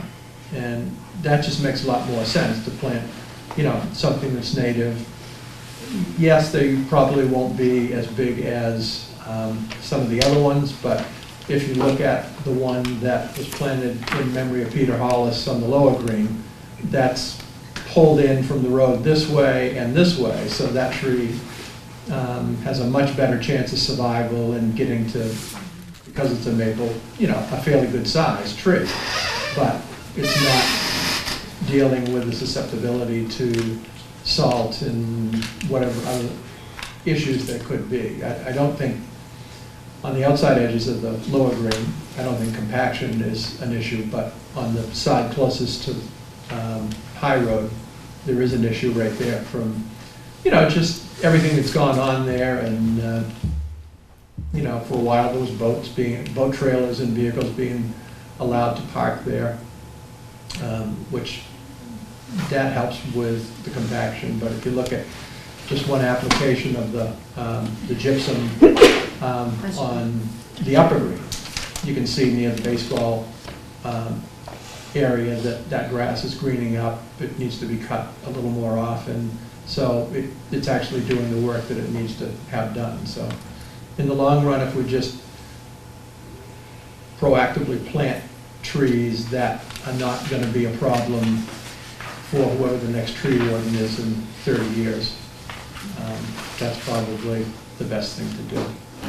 So we have that whole list of the trees, and we'll just look at, okay, what do we need?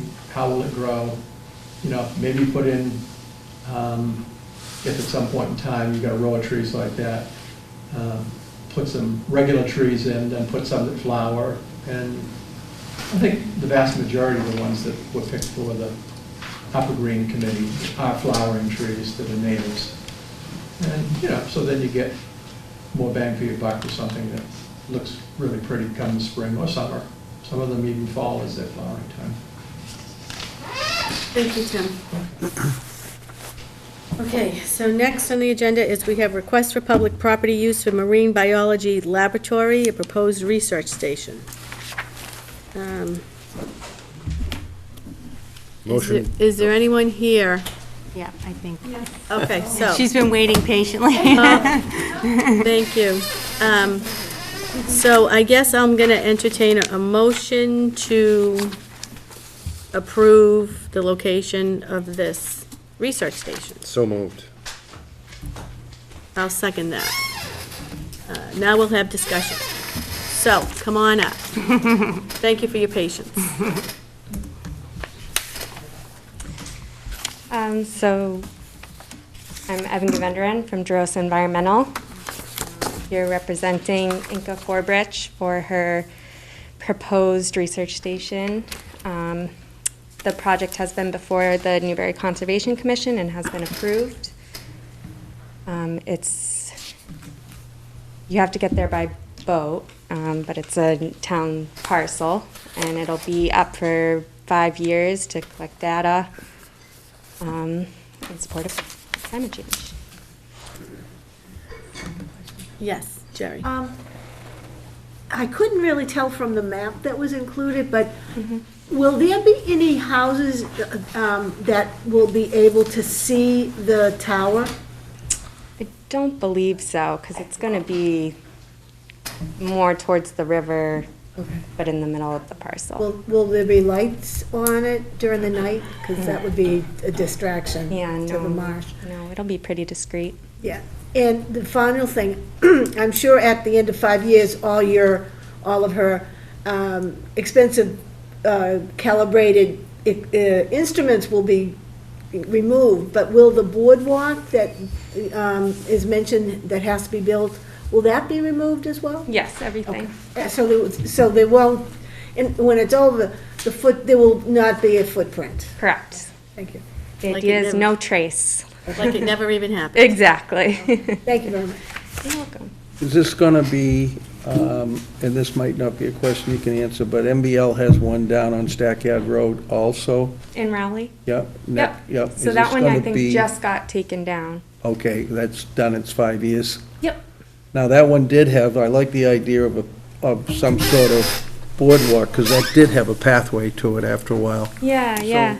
And I mean, to be honest with anyone that's, I'm trying to, MBL, Woods Hole, the old Martin Burns, Ann Giblin, I mean, real research science. They're going after the fact that the salinity in our marshes are beginning to take a toll on the carbon sink. I mean, our marshes sequester more carbon than the rainforest. So it's a tremendous resource. And also, I think they're worried about the fact that we're sequestering and stranding so much water now. The idea that they're working behind Old Town Hill, either clean the ditches out or figure something out, because we're gonna get the water back off our marshes, because that's making them aerobic and killing them too, and that's where you sequester. So I think it's all good research. If the footprint is returned to, what it was before this went up, I don't think this is a loss to anything that I can think of. So, and it's all the fact that we're getting more water in our marshes, and, they're starting to be, I mean, one thing that MBL was one of the first researchers of the fact that we could have the first 200 yards of our marshes pick up all kinds of sediment, where usually sheet flow brought sediment, and I noticed that you are a researcher of sediments, way back into our upper marshes, but because that's becoming restricted, that they're afraid that those sediments could be dropped in the first couple hundred yards, or a couple hundred feet of our marshes, and provide almost a dike along our whole Great Marsh, which would be really make it hard for sheet flow to leave again, and that's what we're finding is really damaging our marshes, is they're succumbing to becoming suffocated by water and aerobic and just drowning. Any other questions? Just a quick question. Yes. Is the saltiness increasing or decreasing? That's a question for the research scientist. I don't know. I think the idea of the study is to find out. Okay, and study the methane and carbon dioxide from the vegetation. Right. And I can't answer that as well as MBL, but I have a feeling it's the fact that, ocean water, 30 to 32%, brackish water like behind Woodbridge Island, 12%. And the fact that we're getting more water up more constantly than we used to in the marsh, so that would increase the amount of salinity in the peat moss. Right, so the Rowley site was more of the typical salt marsh vegetation. This is more of a brackish site, so I think it's to help compare the two. Can I just clarify one thing? Yes. You were just mentioning 5 years, but on your form, it's only for 2 for the public property, so I just wanted to make sure. It was, okay. See the years, she has 2022 to 2024. It is supposed to be up for 5 years. Okay. I mean, I can change it if the board agrees, but I just wanted to bring that to your I thought attention. in here it said 5 years. Yeah, in that one it That's did. gonna be a typo. Yeah. But on the form that we have to sign, it has 2022 to 2024, so I just wanted to make sure. So we have you the want correct that to dates. go from 2022 to 2027? Tracy, what's the right thing to do? You could just change change it, good. Yeah, I just wanted to Thank make you, sure. thank You're you. welcome. I just wanted to make sure I was hearing Good- correctly. Good catch, Julie. And I'll just change it. Okay, that was all. Thank you. So any further questions, comments? I want to excuse myself, I don't feel good. Okay, so Do you want to just take this vote real quick, or? I'll take this over real quick, but then I'm All in favor? Aye. Aye. I'm sorry, I gotta call it. Go a day. right, it's We're good. right ahead. Thank We're you, good, guys. Mike. Thank you for coming. Thank you for. Michael, see you. Thank you. Good night. Night. Cough drop for the ride home? I've got plenty of cough drops, it's just that I need a treatment, and I don't want to do it here. Thank you, sorry, guys. So that was that. Now we have approved letter of support regarding concerns with the evacuation plan of the Seabrook nuclear plant. So, in 20, I'm gonna recuse from this one. okay. We still have a quorum. Is he's not here? I don't think so. I don't see him, no. So in 2017, Selectman Walker, Select Board, Mr. Cumley's concerns. He brought to the select board. Yeah, I he was brought- chair. Yeah. I'm just trying to find that. Where is that? Letter. I can remember seeing my signature. Yeah, it's in here. Night, Michael. Night, Mike. Good night. Okay, here's Mr. Cumley.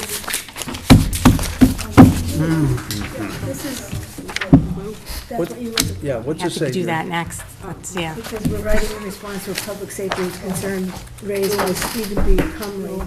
I'll be able to sign anything tomorrow. Okay. Is it pretty generic? Yeah. You want me to read it? Yeah, I mean, So it says, we are writing in response to public safety. The letter is to the chairwoman, the then chairwoman of the U.S. Nuclear Regulatory Commission in Washington, D.C. We are writing in response to public safety concerns raised by Mr. Stephen B. Cumley, Sr., a resident from Rowley, Massachusetts, and founder of We the People, a national whistleblower nonprofit organization. Among other concerns, Mr. Cumley alleges that the evacuation plan in question is ineffective with the required 10-mile radius during the summer months. In the interest of public safety, we respectfully request that you hold a public hearing at a location within the 10-mile radius. Given the importance of an effective evacuation plan, we believe a public hearing on the issue will provide your commission on the opportunity to not only address the issues that Mr. Cumley has raised, but also to explain in more detail how the approved plan is designed to work, thus preventing any misinformation from creating concern or alarm with residents within the 10-mile radius. Thank you for consideration of our request. Please feel free to contact us if you have any questions. On behalf of the Select Board, Jeffrey Walker, Chair. So, Mr. Cumley has reached out to us and asked if we would submit a similar letter. did he say where? I'm trying to find that. Did he say to the same person? It's a different person now. That's what I figured. It's,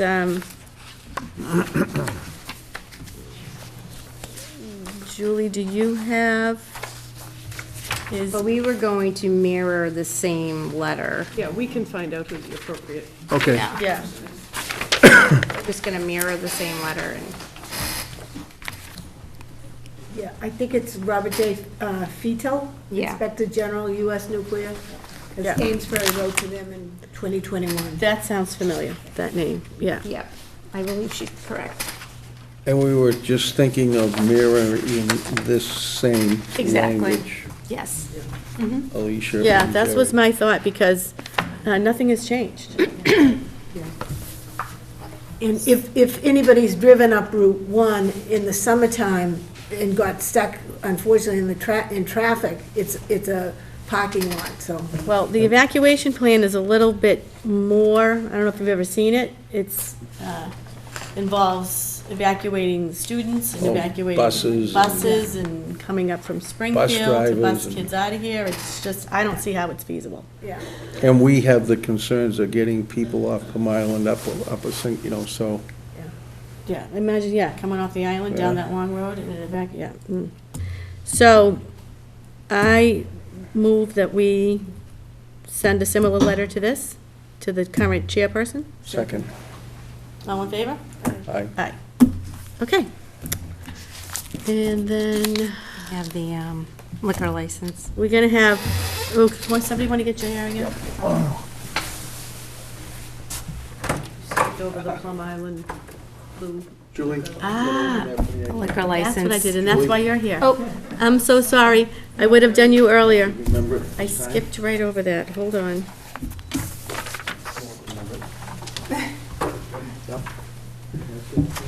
That's what I get for jumping through the agenda. There it is. I have a check mark on here, and I don't know why. I'm sorry. Okay, so we're going to go back to approval of the revised liquor license application for the Plum Island Blue. So if someone wants, I can explain what happened with this. So we approved the liquor license. Remember when we approved the Inn on the Blue Inn on the Beach? We approved an on-premise license. And when the ABCC came up to inspect the property, they determined that the 3 cottages, 2 or 3, 4 cottages, 3 buildings, 4 different addresses was across the street, and that doesn't qualify for on-premise. So, thank God we have that. I should come up and look at this stuff, because their original liquor license is here. They have an amended liquor license, I believe. Are you going to be the licensee on record, of record? Why don't you come on up? State Now, your does name. that amended one have the same, another floor plan? Yeah, Yep. it's in here. There's a different I floor saw plan. that. Yeah. The amendment basically removes everything on the western side of Fordham Way, but includes everything else that was already there, including the private beachfront and everything like that. And JR, you weren't here for that vote, but I'm the manager of Blue Inn, managed by Lark Hotels, and we are hoping to add a liquor license to the amenities that we can offer our guests. I'm familiar with the property. So, I guess I would entertain a motion to approve the revised liquor license application So moved. Seconded. for Blue Inn on the Beach. Jerry? In the revision, it didn't seem clear from the schematics that you included. It talked about a walkway. You removing that? I'm not sure what you're referring to. All right. So you basically, you're just excluding those 3 cottages. They can't have that service. Correct. Our property and our lot covers 2 sides of Fordham Road, and the ABCC determined that that road bisects it, and that hotels on-premise licenses have to be contiguous structures. Thank you. Makes sense. Yeah. Okay. Any further questions? All in favor? Aye. Thank you for your patience. Good luck. Good luck. Thank you. Okay. What I get for jumping around the agenda. Okay, so now we're going to have a discussion starting back up Select Board Coffee Hour. Mike's not here. Do we want to table it until we have a full board? I think that's fair. Yeah. Yeah. A motion to table till we have a full board.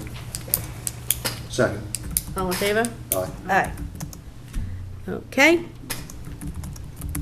And the next is social media policy review. This has been coming back up. Jerry had sent us a whole bunch of stuff that I have read here. I was wondering if, rather than sit through a long meeting and go over it, if the board would be willing to have Jerry and I meet as like a subcommittee and come up with a policy and bring it to the board for discussion and explanation as to why we think this will work. And instead of making it a working board meeting, we'll make it a discussion.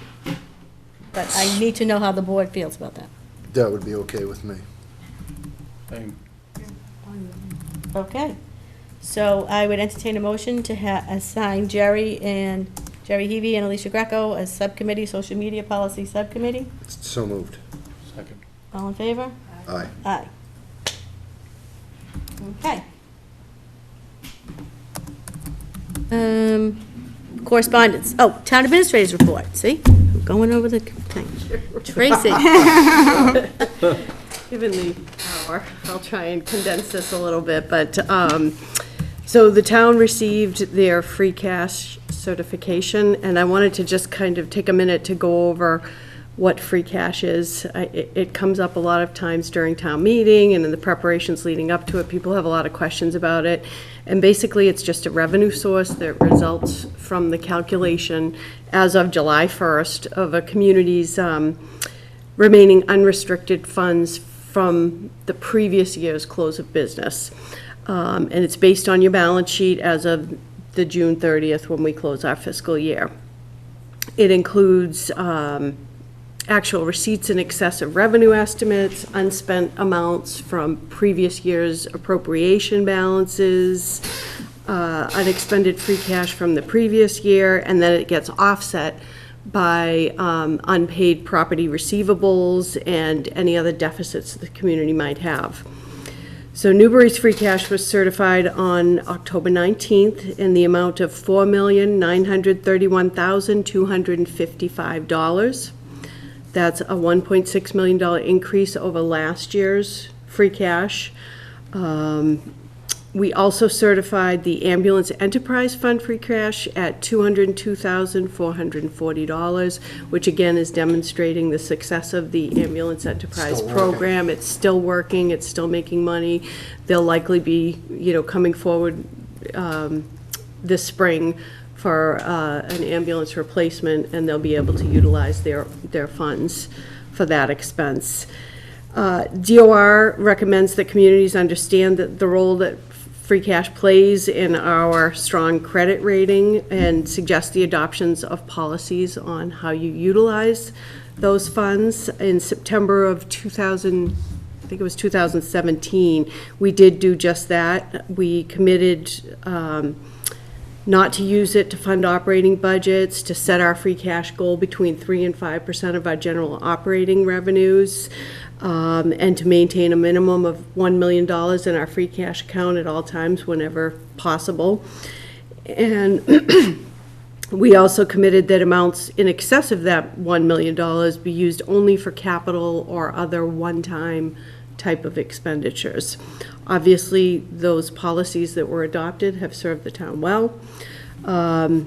With the board's approval, I would like to work on a financing plan for funding as we move forward towards the town hall renovation, repair, replacement, whatever it ends up being, for funding the town hall project that includes utilizing up to $3 million of our free cash to offset the borrowing that might be required to meet the project expenses and therefore mitigate the impact on the taxpayers, hopefully limiting the amount, if any, we would need to consider for an override. We already have $1.9 million saved in the account for the town hall that I think you remember we swept a lot of unexpended appropriation balances into it. We had tried at last April's town meeting to move another $1.5 million, but that was defeated by a small margin. So if you think it's viable, if you think that makes sense, I can put together somewhat a funding plan, not knowing how much exactly the project's going to cost at this point in time, so that we could give it consideration at the annual town meeting. I think it's an excellent idea, and I'll entertain a motion to do just that. So moved. I would object if we tabled the other thing. Wait a minute, hold on, we're gonna get a second. Second, okay, discussion, Jerry. I mean, if we tabled the other thing about the coffee hours, I mean, why are we rushing to do this, especially since we don't have any definite plans? I mean, I think we're putting the cart before the horse, or the horse before the cart. Well, I'm not rushing. I mean, we've been talking about it for probably, well, at least the 11 years that I've been here. Yeah, we don't have any specific plans, do we? No, well, at the last meeting, you suggested that I work with Martha Taylor and the architect to get the space needs analysis done. We're working on that. I think it was, I thought perhaps I was given the wrong impression that it was the intention of the board to address this in April. Well, that's how we voted. Still, okay. Yeah. Okay. At the last town meeting, the motion was made to move free cash into a Council on Aging solution account, and that failed. Right, and the free cash to put in town hall, that also failed as well. Yeah, well, okay, that failed too, but, well, then we can just leave it in free, I mean, I think you still need to have a funding plan to come up with, and we can leave it in free cash and just, I mean, we have to leave it in free cash anyways, we can't move it now, right?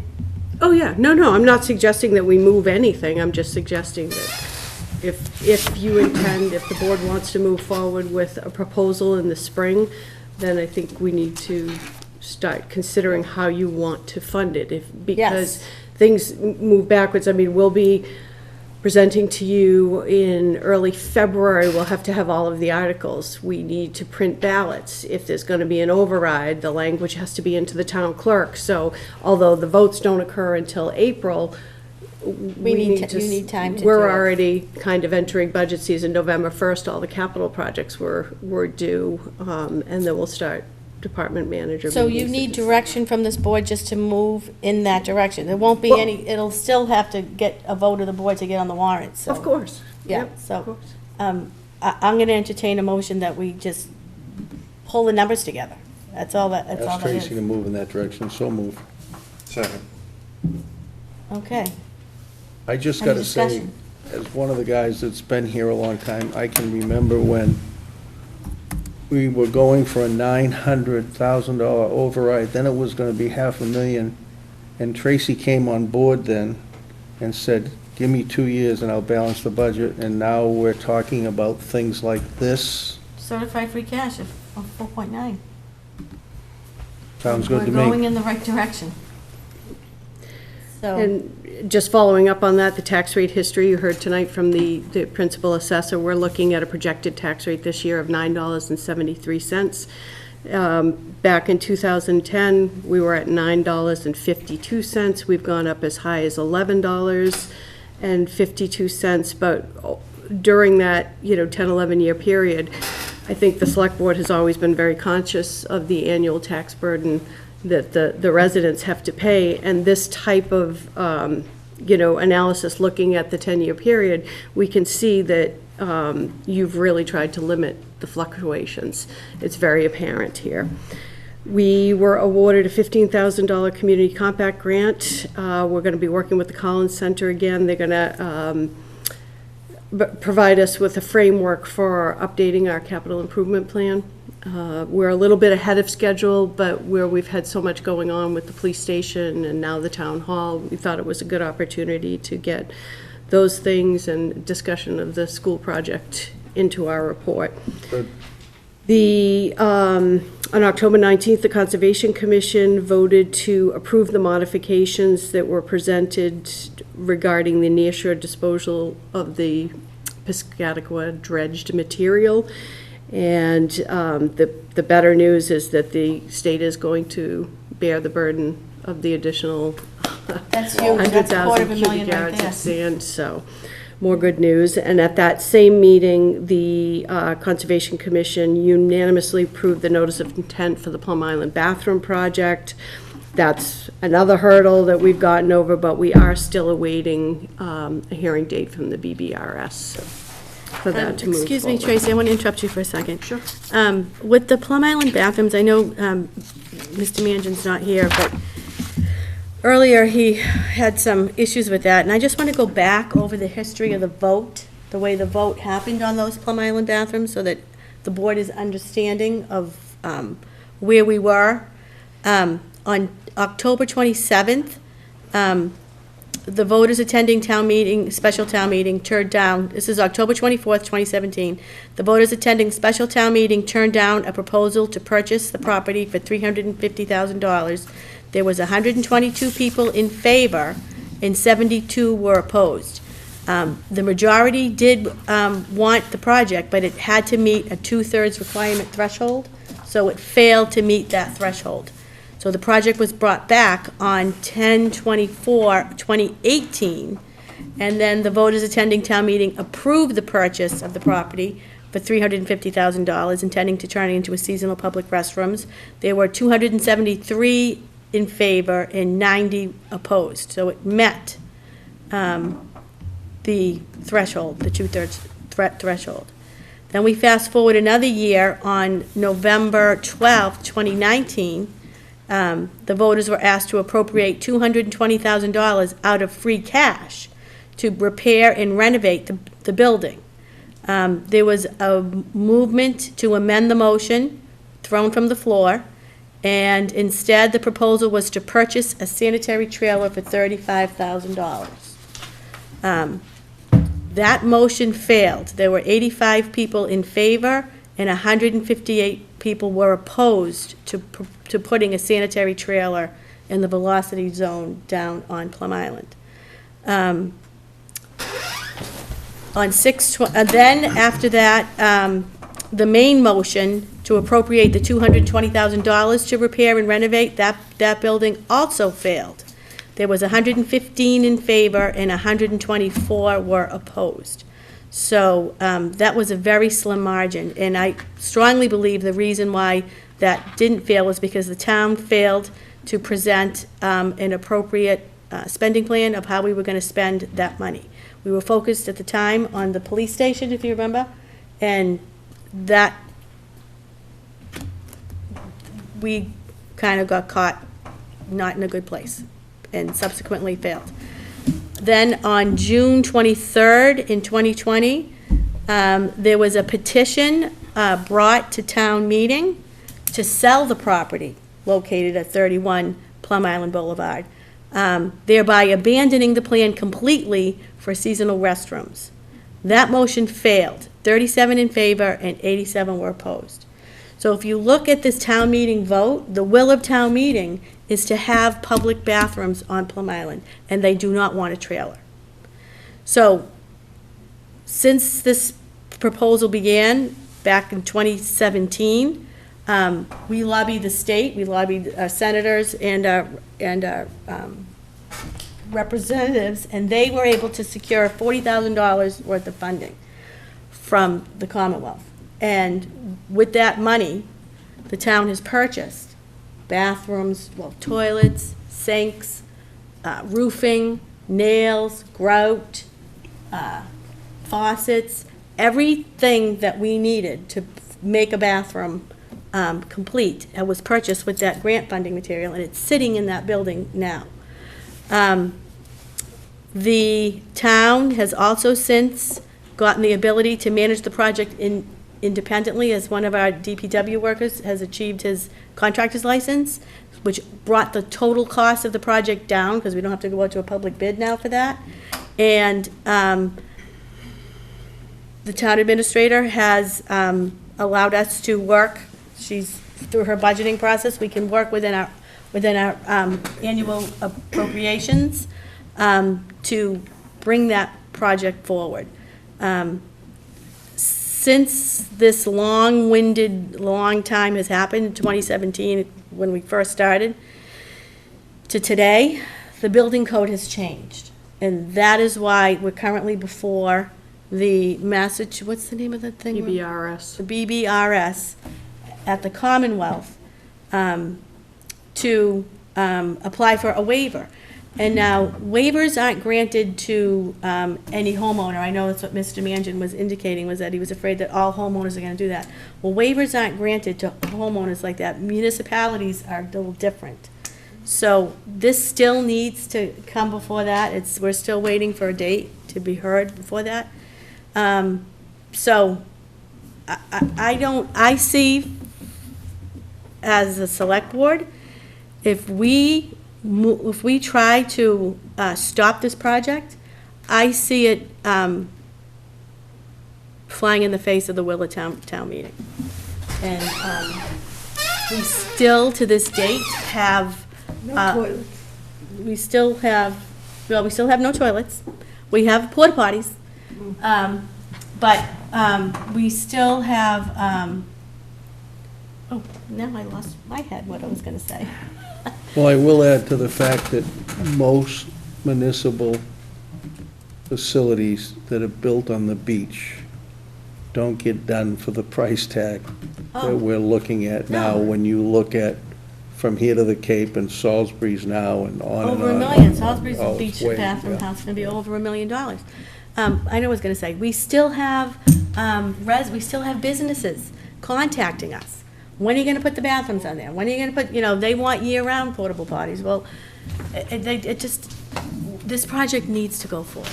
It's in the best interest of the town, it's the will of town meeting, and it's just my hope that we can get a waiver, and then we'll see what happens from that.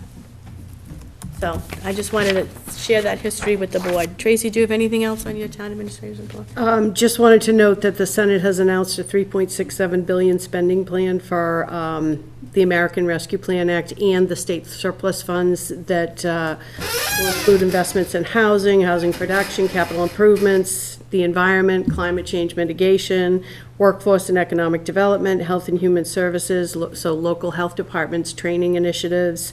It does not include, as you probably know from your attendance at MMA, Chapter 90, municipal roads and bridges, and HVAC grants that were to be distributed by the Department of Elementary. The MMA was lobbying to have it. Wow, I'm surprised that didn't make it in.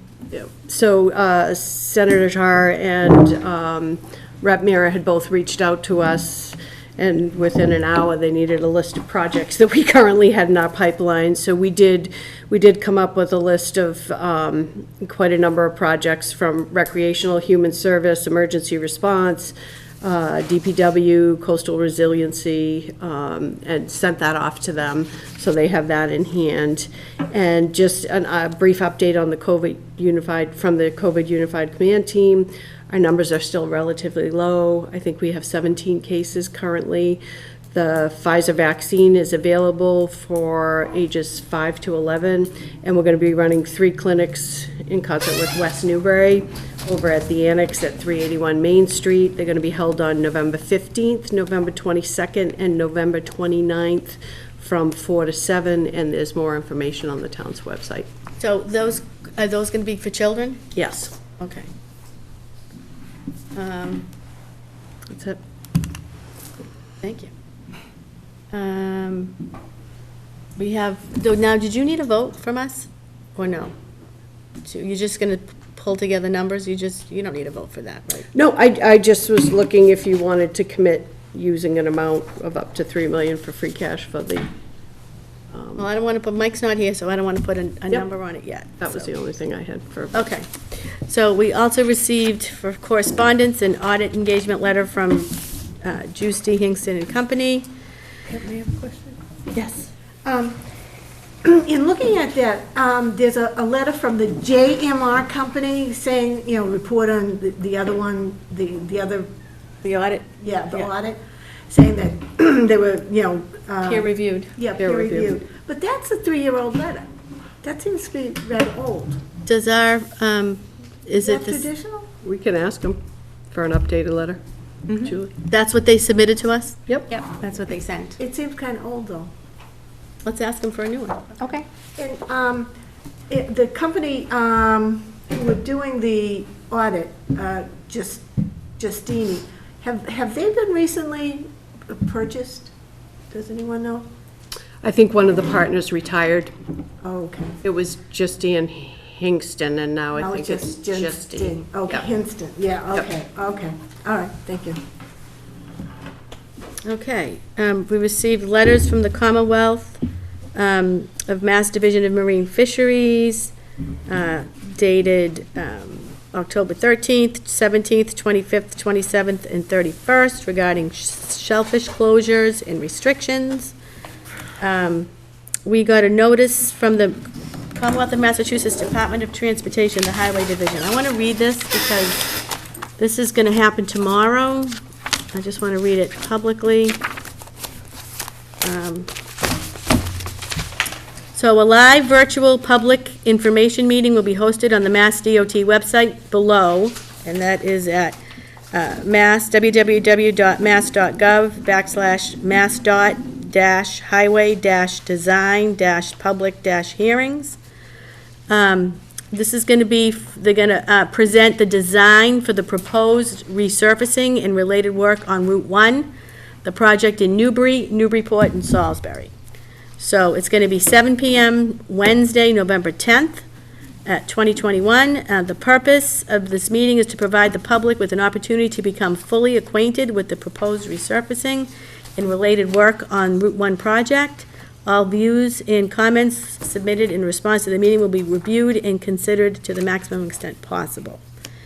So anybody that lives on Route 1 that is interested in what's going to happen, because that's going to be a big project. The public hearing is tomorrow night, and it's a virtual public hearing. Again, it's a live, virtual, design, public information meeting. I wonder if there's gonna be any disgruntled people whatsoever. And I think it's on our website, isn't it, Tracy, too? Yes. Yeah, it's on our website, so if you just want a quick link, just go to our website. We got an email from Robert and Jan Tyler in support of the Council on Aging move. My wife Jan and I have been residents of Byfield for many years, and as seniors have participated in a number of Council on Aging offerings. We are excited about the proposed move to Kent Way and applaud the board's affirmative vote on October 12th in support of that move. Thank you for the recognition and concern for us, the older citizens of Newberry. Robert and Jan Tyler Nelson, 7 Hickory Lane in Byfield. We also got an email, we got a letter from Jim Moran regarding the public comment agenda item. And that one,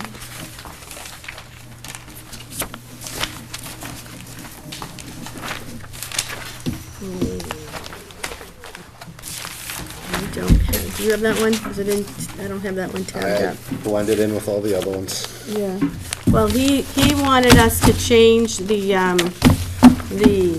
way that we have public comment, and we really can't. We need to adhere to the open meeting law, and we have to follow an agenda, and we can't have a conversation with the public, banter back and forth. That's just not how our government works, and that's that. Any meeting updates? Seeing none. Review of meeting minutes. We have the approval of October 12th meeting minutes. Motion to approve. Second. All in favor? Aye. Aye. Warrants. Looks like we have warrants, Jude. Yes. Motion to sign warrants. Second. All in favor? Aye. Aye. And executive session, none. Okay, I'll take a motion to adjourn. Motion to adjourn. Second. Second. All in favor? Aye.